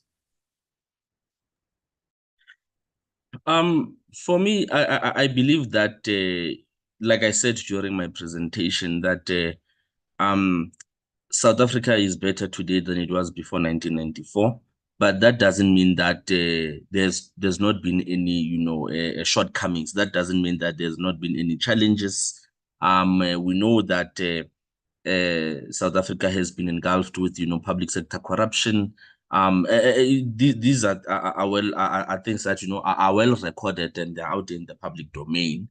But I don't think that should serve as an indictment on democracy as a concept of government for the people and by the people, because remember, democracy was an alternative to apartheid, right? So yes, it will have its own challenges, but it doesn't mean it's inherently bad, right? I believe that especially as our democracy matures, one thing that is very important is not only to strengthen the political aspect of democracy, but the administrative side of democracy, because administration is what speaks to service delivery, what speaks to the sustainability of state-owned institutions and all of that. So it's very important to balance the two, to say when you talk about, political participation and democracy in a political sense, like elections and all of that, then it goes to how do those elections and those political processes feed into the administrative side. Dr. Stembile Mbete made an important point towards the end of the presentation, that democracy is not only just about voting and then coming back after 5 years to vote again. There are then mechanisms in between that should enable citizens to be actively involved in the democratic agenda. So I believe that as we go forward in South Africa's democracy maturing, is how does the administrative aspect of democracy be a reflection of May 29 free and fair elections, right? Because there's no doubt that the IEC has the capacity and is capable. In fact, in my opinion, the IEC is one of the best election management bodies in the world, not in the continent, in the world, right? So there's no doubt. But then now the question is, how does the IEC as the custodian of elections, what happens on 29 May, then become a reflection of what happens over the next 5 years from an administrative point of view? It means that then we have to go and fix what has been broken and all of that. But I don't think the decline or the collapse of state institution is an indictment on democracy. It's an indictment on maybe the public sector. It might be an indictment on politicians, but I don't think it's an indictment on democracy as a concept.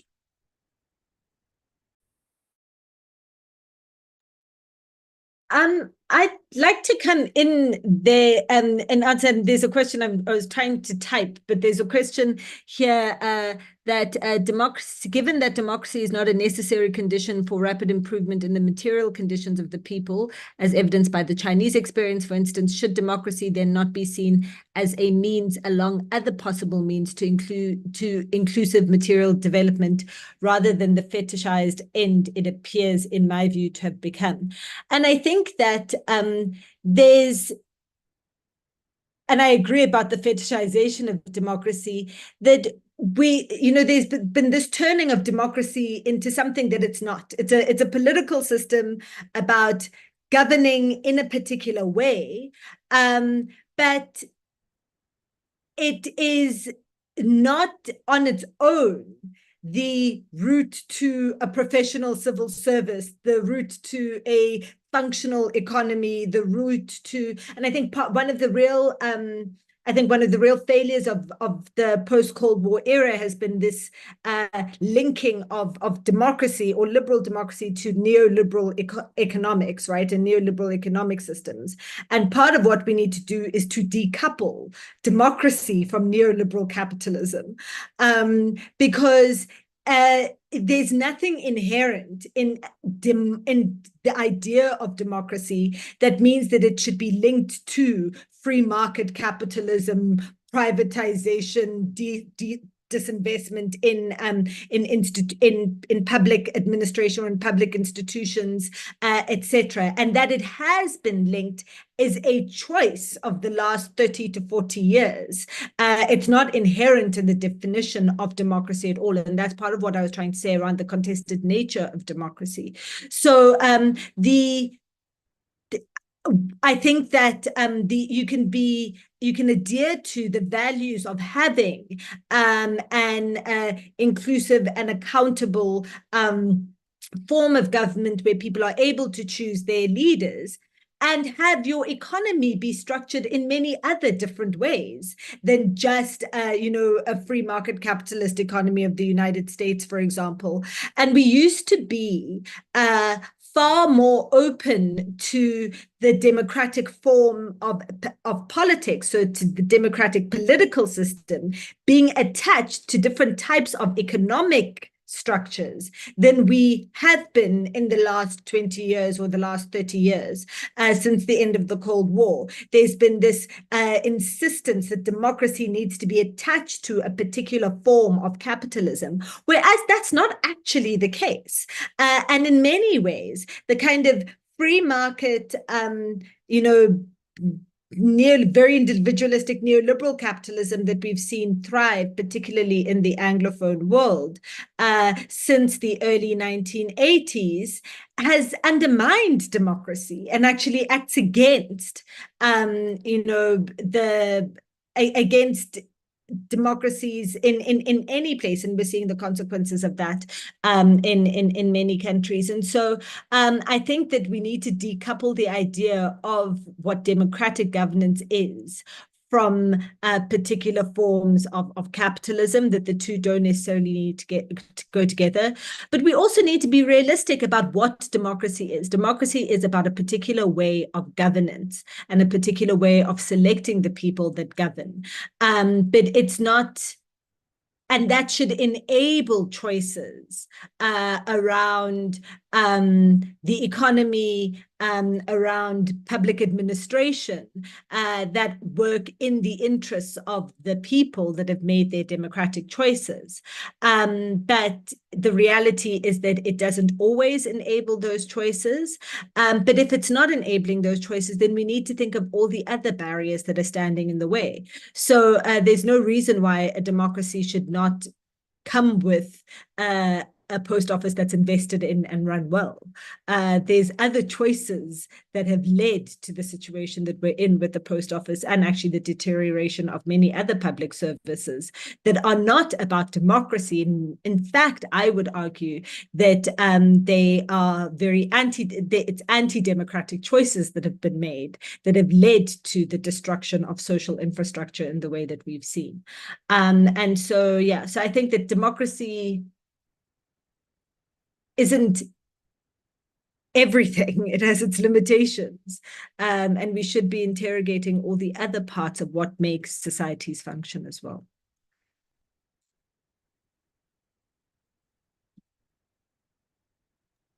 Thank you. Thank you so much, Dr. Mbete. And I think you have responded to Mfeze Kokuchwa. There is a question from Tulufelo Etsani.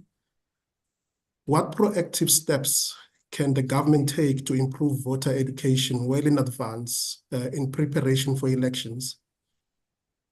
Mr. Gumbi?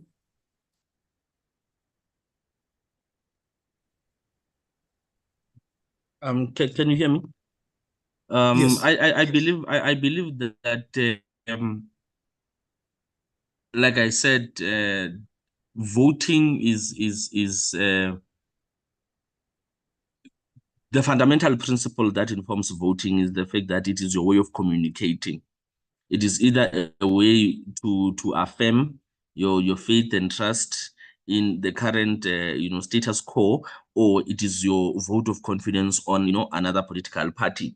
But I think what limits a voting is because people see it. You'll know, as these political parties go out in campaign, one thing that becomes very prevalent amongst members of the community is that Yafana, you'll come back after 5 years. We're not going to see you here again, because citizens on the ground see voting as a once-off. So once we dismantle the notion of voter education or civic engagement as a once-off and start link it to things like your presidential imbizo. In municipalities, there's what we call the IDPs, in the integrated development plans. So it is broad and wide, meaning that once you voted, there are other mechanisms that you use to make your input on the government of the day. For example, at municipalities, there are now IDPs in place that will inform the budget, and all of that, because municipalities, the financial year ends in June, it also begins in July for the other year, and all of those things.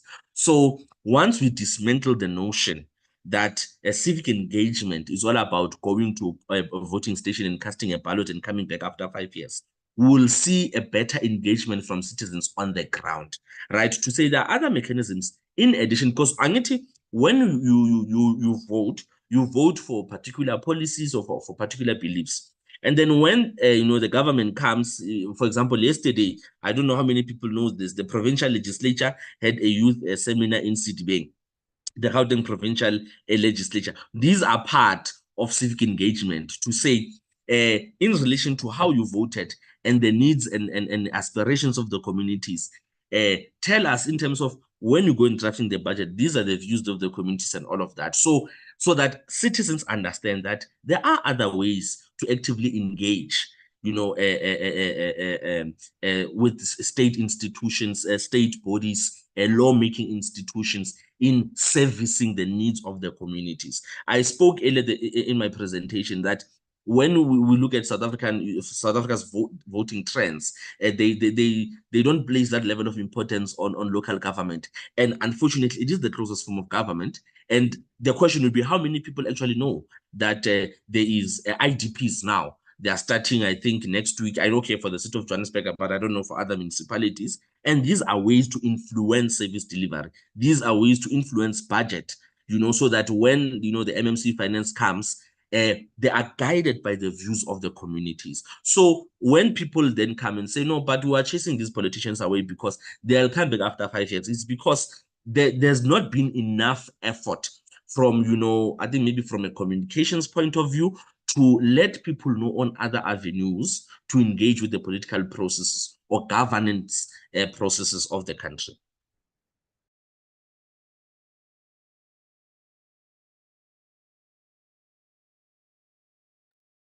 Mr. Gumbi? Yes, yeah, that was my input. Thank you. Thank you very much. A question from Mahlodi Rapiri. Does democracy undermine cooperation, and how much liberty must be sacrificed to maintain a well-functioning democracy in the South African context? And I think any of our speakers can take this one. Well, technically, democracy shouldn't undermine cooperation, that it should be a way to, it should be a way to ensure cooperation, because it should be a mechanism through which we deliberate over our different social interests, different individual interests, on a commonly accepted platform.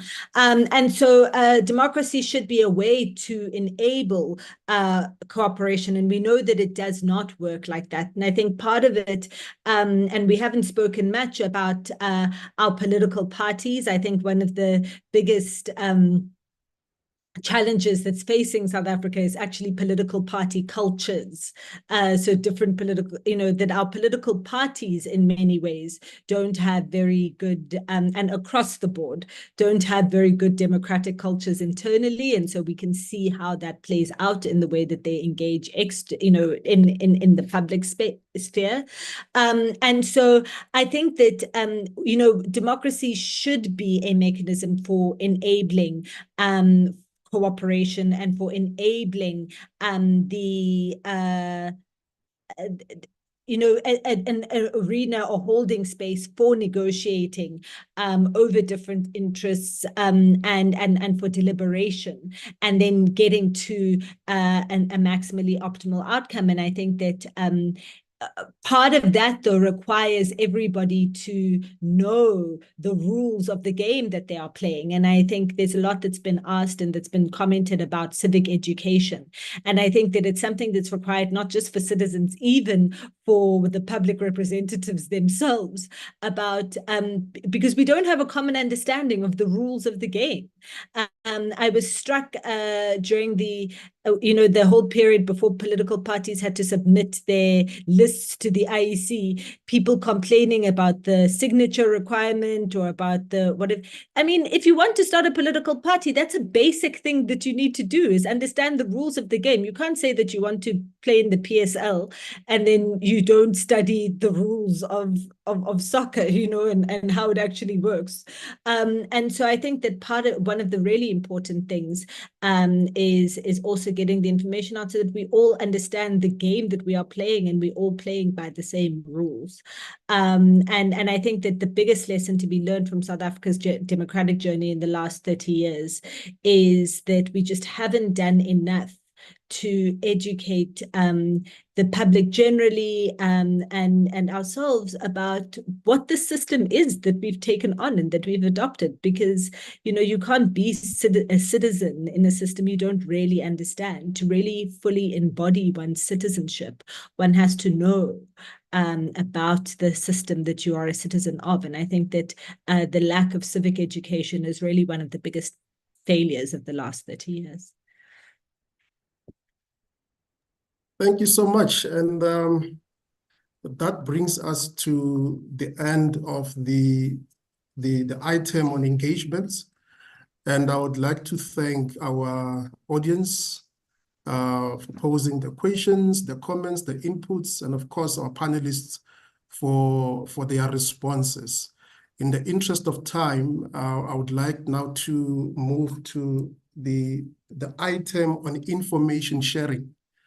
This is an item that will be undertaken by Ms. Votelwa Ndana from the Department of Agriculture, Land Reform and Rural Development, to share on available opportunities for young people, young people within the public service and those outside of the public service. And without further ado, I would like to invite Ms. Votelwa to take the platform.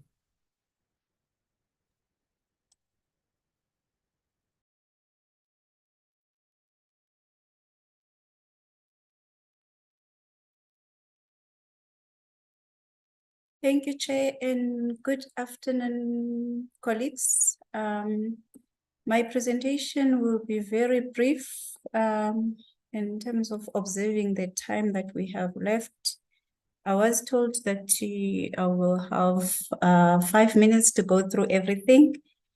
Can Chair, confirm that my presentation is showing properly on the other side. Yes, we can see it, ma'am. Is it on presentation mode? Yes. Oh, thank you, Chair. My name is Votelwa Ndana. I am in the Department of Agriculture, Land Reform and Rural Development under the Directorate Sector Education and Training. The presentation that I'm going to try to rush through here is mainly targeting its programs that are targeting students and also young people that are seeking opportunities, be it being in business or producers, and also finding opportunities for them to be able to do such.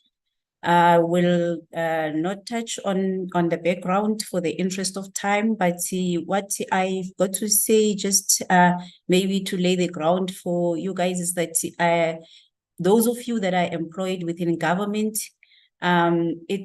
I am making this call to say that you should count yourselves very fortunate being young people at this time in South Africa who are actually employed, because a large number of our brothers and sisters out there and our friends that we went to school with, they are actually struggling to get employment. And agriculture, I consider it to be a low-hanging fruit in that it is not very difficult for you to be able to get started if you are you have access to a small plot of land. You don't have to look at starting big as a commercial farmer or anything like that producer. You start small through just producing for the household, and then you grow from there. And then hopefully from the programs that I'm going to be sharing, you'll be able to see how a person will be able to, grow and be able to get assistance from the state in terms of doing agriculture. I will start with the program that is very close to my heart, which is the Career Awareness Program. This is a program whereby the department goes into the schools throughout the country promoting careers in agriculture.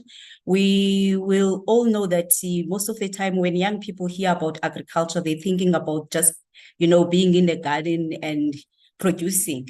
But we do need, professional scientists, engineers, all sorts of careers there in terms of the sector. So we go out there to tell young people how they can be, like, if they have an interest in the sector. Say a person is interested in engineering, they can be an engineer in agriculture. For example, you want to be a doctor, we've got our veterinarians. So there's a lot of opportunities that we go out there to educate young people in terms of how they can access them. This program also supports the bursary program of the department. Through the bursary scheme, we are able to assist those young people who have shown interest and have actually gained access in institutions of higher learning to be able to study those various careers that we shall have advertised at that particular period.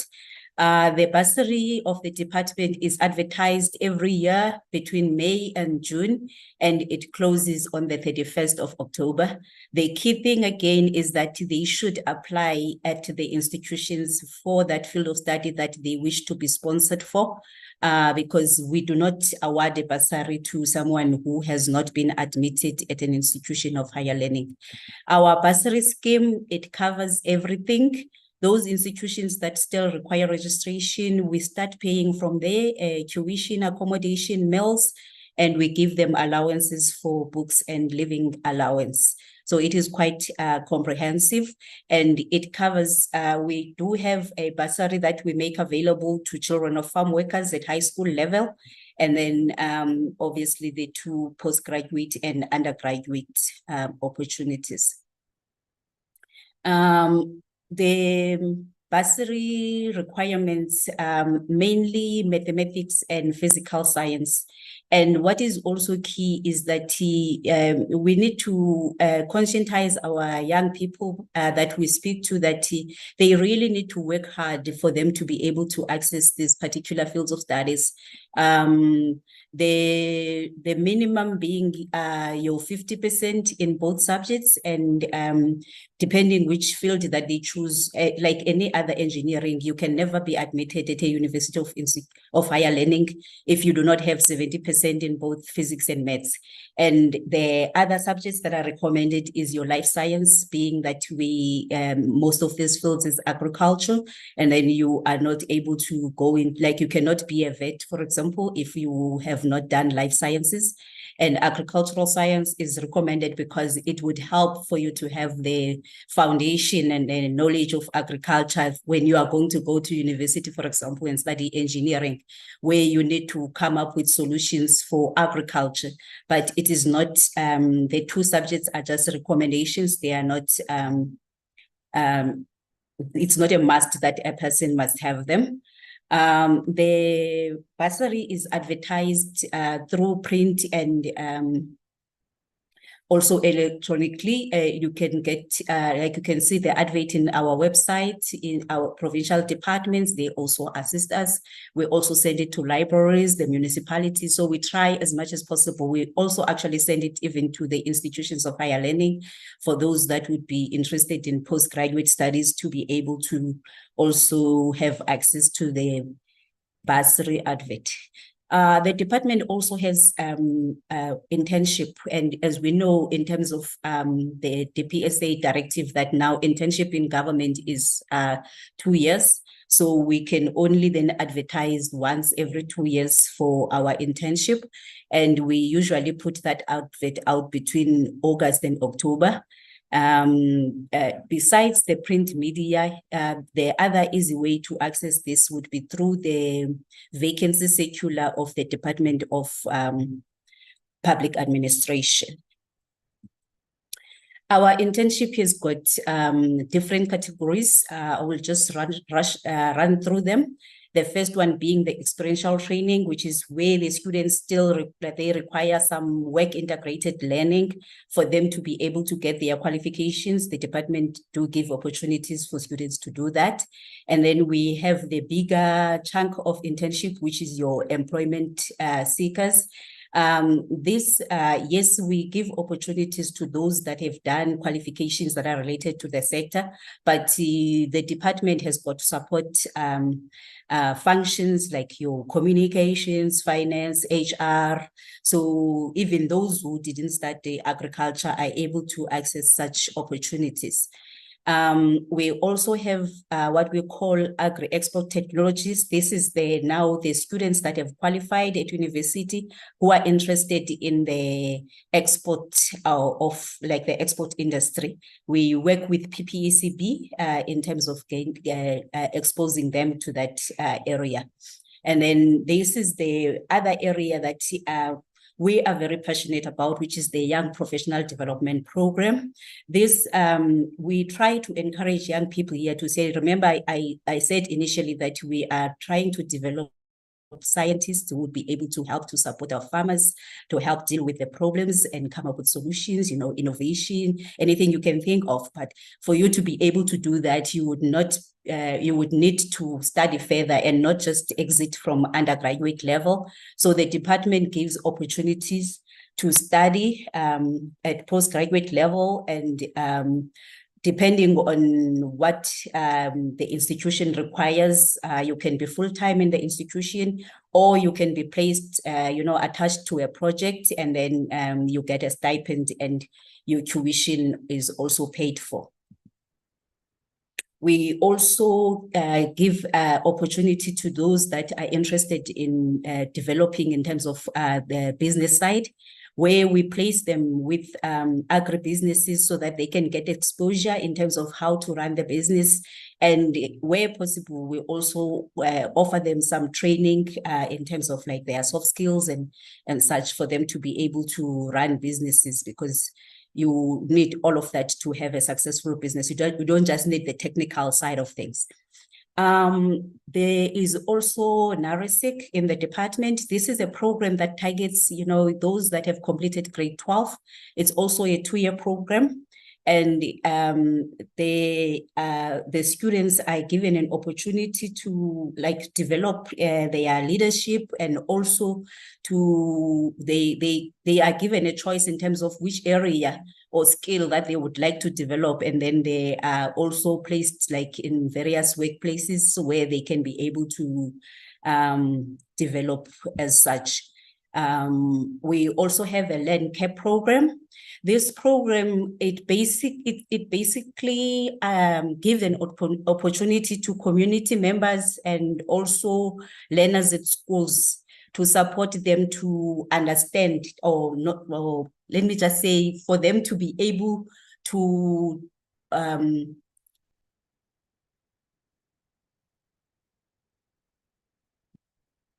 to engage in agricultural projects or program and take care of food. Remember, agriculture, we deal with natural resources. So they need to be able to take care of the natural resources.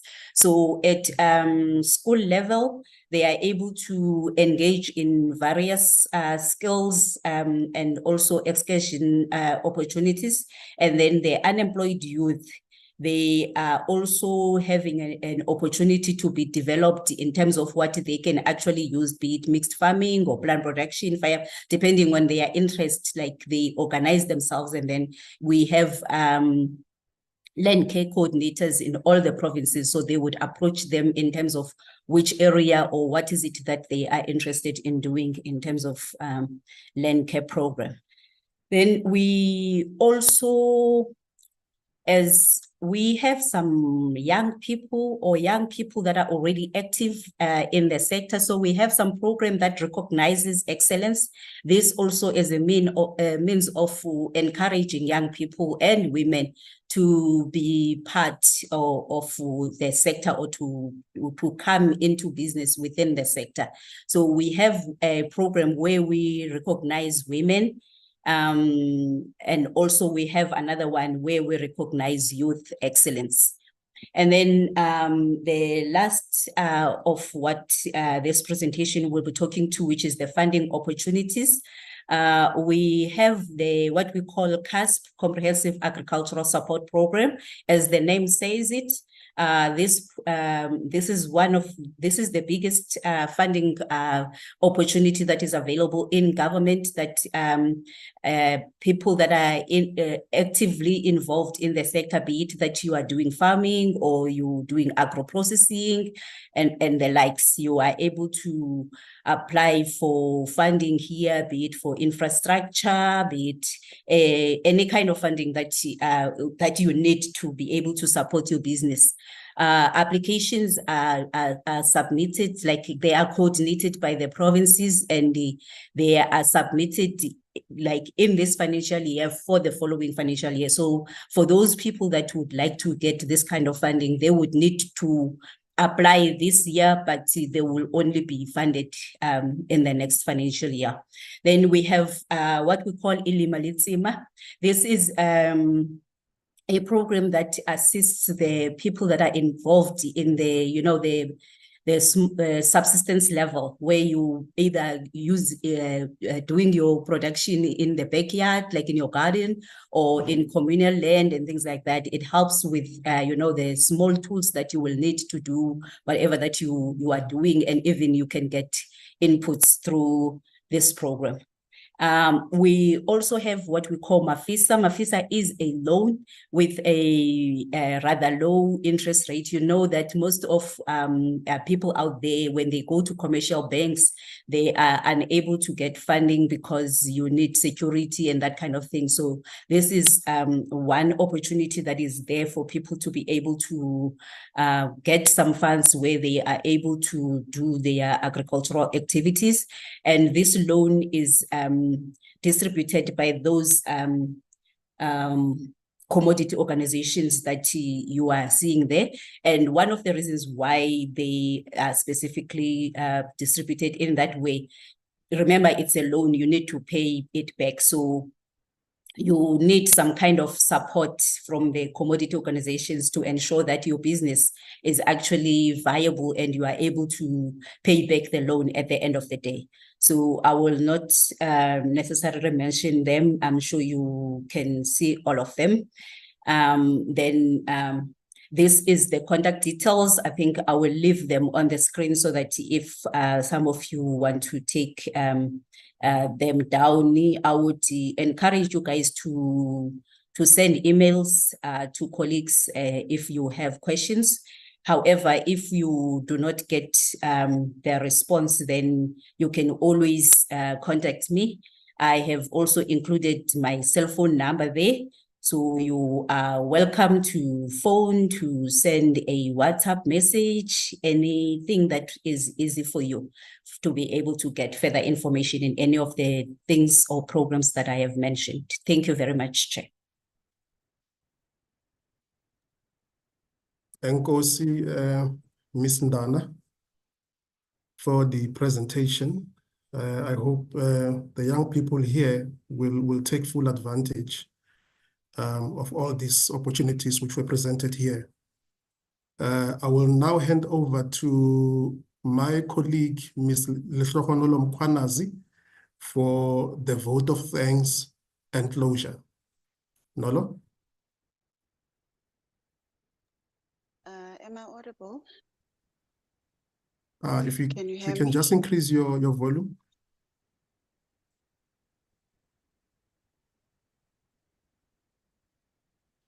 Are you able to hear me now? Emmanuel? Please raise your voice, Nolo. Are you able to hear me now? Much better. All right.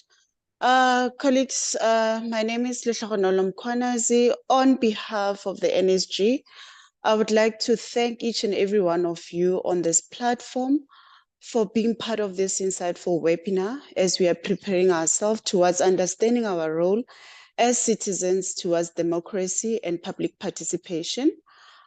I would also like to extend my gratitude to my colleagues, our program director, Emmanuel Chauke, for being our captain and steering the ship from the beginning to the end, together with behind-the-scene colleagues, Ms. Kidiboni Palane, Ms. Zanin Nhlanhla Shabangu, Mr. David Mahlwane, and our internal communication team from designing this poster until sending it to all of you that are present here. I would also like to thank our speakers, starting with Mr. Mekwa for setting the scene, Dr. Mbete for also, showing us that we are important and the concept of democracy is important to all of us as we are a rainbow nation.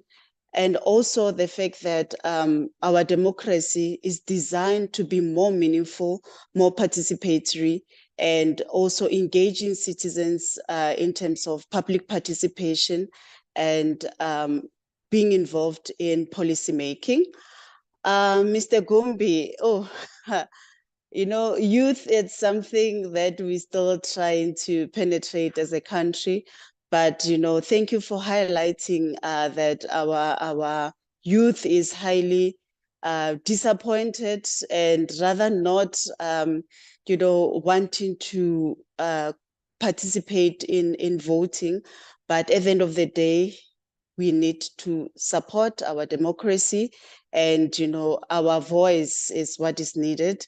And the 14 million people that are not registered, they're contributing towards our democracy. And Dr. Mlambo, thank you for also indicating to us that democracy is alive and it is possible. And democracy, it is important because it provides the services that we currently have. And as citizens, we have an obligation to abide by rules and regulations of our country. And Ms. Ndana, thank you for sharing with us the beautiful opportunities that are with DALRRD, and also encouraging us that agriculture is a low-hanging fruit, and let us start growing our own food in our yards, and also take the opportunities that comes with their bursaries.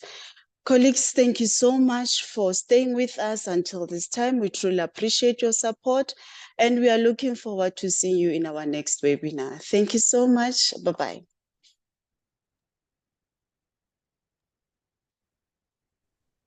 Thank you. Thank you, Nolo. I don't know if you mentioned Dr. Mbete. I may have not heard you there, but also just to thank you, Dr. Mbete, for availing yourself and for your contributions. Thank you very much. Thank you very much. And, She did mention me. Thank you very much, and thank oh, you, yes. everyone. Oh, great. Afternoon. Right. Colleagues, that brings us to the end of the webinar, and we'd like to thank you for having availed yourself and for your contributions. Thank you so much, and bye.